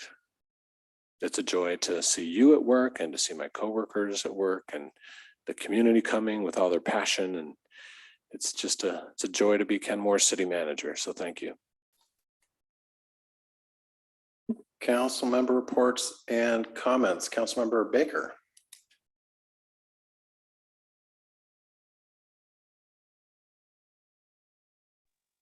I don't really have anything to add tonight. So thank you. All right, Councilmember Marshall. Nothing to report. Thanks all for a great meeting. Councilmember Kugler. I just want to thank the staff for a very full agenda and getting us caught up after a really nice recess in August. And having attended a bunch of the events that took place in summer, I just really want to give kudos to the staff. You all did such an amazing job of, I mean, everything from the farmer's market to the, to our birthday celebration. It was awesome. Thank you. Councilmember Shrubnik. Yeah, nothing to add except thanks to staff for everything. Thanks to the public for great comments. Thanks to Mayor Herbig for managing a long agenda. And thanks to my colleagues for a really, really solid meeting. Councilmember File. Thank you. I just have to say I attended the Sound Cities Association regional meeting last week, and we heard about the World Cup football or American soccer, coming to the Puget Sound region in Seattle in just 2 years, and what the $4 billion impact to the entire region will look like. So it takes a lot of immense planning along with infrastructure and transportation. So we're going to probably see a few things and changes. And Google Fiber is coming to the Puget Sound region. They've already launched in 3 different locations. So bringing 5G and 8G internet speeds, which is exciting. And what I heard for Kenmore in that kind of future is we would have to combine with Bothell to make that happen for Kenmore's residents. So that's good to note. Other than that, I have received a really lovely envelope from Kenmore Elementary today, thanking us for all our hard work at their local, Kenmore Elementary School and preparing it for back to school, making their playgrounds and classrooms ready and safe and happy and healthy for a good return. And we used our volunteer utility. What do you call that? Hitch? Well, I don't know. What do you call that thing? Anyway, it's a tool shed that's delivered to volunteer sites. Oh, yeah. Yes. Volunteer trailer. Yes, they were really delighted. They got everything done and wrapped up the things nice and early. So well done. Deputy Mayor. Yeah, I just want to give another shout out to staff for their incredible work on the events this summer. In particular, I just wanted to call attention to the birthday celebration and 2 things. The work of the Heritage Society in helping us get Ty Juvenile and his story pole and his relatives hoop dance. And the message of that, and there are a couple of things, I hope I can tie this up really quickly, but the messages that they provided reminded me of the importance of the DEIA work that we're doing, the commitment that we have to each other, the unique nature that each and every one of us bring to the table. The statements that both Ty and Michael made at the event were incredibly moving. I wanted to also just acknowledge the great work. I was really proud to see Suzanne Greathouse get personally recognized by the Tulalip tribe, and you too, Rob, because you both deserve those blankets for the incredible commitment to working with our tribes and your commitment to diversity. Really, I mean, it is what we've seen over the course of the summer. I've got one more piece. The community that's coming out, the accessibility that's happening, oh gosh, I lost the word, but the sharing of uniqueness that we get to see in our community is really beautiful. The other piece was I actually finally got to meet Maurice with Step It Up. And I just have to say, he gave our city the highest compliment. He had worked in other cities, and I can't remember how many years he's been in Kenmore, but it's been several now. But what he said is he feels so welcome here and that his services are so welcome. And my niece actually volunteers with him. And I got to see my niece, she actually found her way. She loved working with him. She saw him, I don't know, and she just has been a champion at home and her leadership and skills that she's getting working with him. I'm just so proud of her and him and our community for having supporting people like Maurice and Step It Up. So anyway, I think there's so much to be proud of, and thank you for the long meeting, and I will stop now. So thank you all. Your Honor, can I add? Yes. Thank you, Deputy Mayor. It was an honor to receive that blanket on behalf of the city, and for the official record, it belongs to the city, not me. So I just want to make sure that's clear. But yeah, it was a beautiful, beautiful moment. Where's it going? Somewhere here in City Hall, we're not sure. Yeah. I don't want to belabor what everybody else has already spoken to. I will say I already missed the farmer's market last Wednesday when I got off the bus, and I realized there was no farmer's market on my way home. I got a little sad. So I am really hoping that we figure out a long-term solution so that that can continue in the future, because it is truly a highlight to the summer for me. I love stopping by there. The anniversary party was also really great, and I appreciate all the work that went into that. And it was just fun watching people having a great time. With nothing more to come before us, we are adjourned.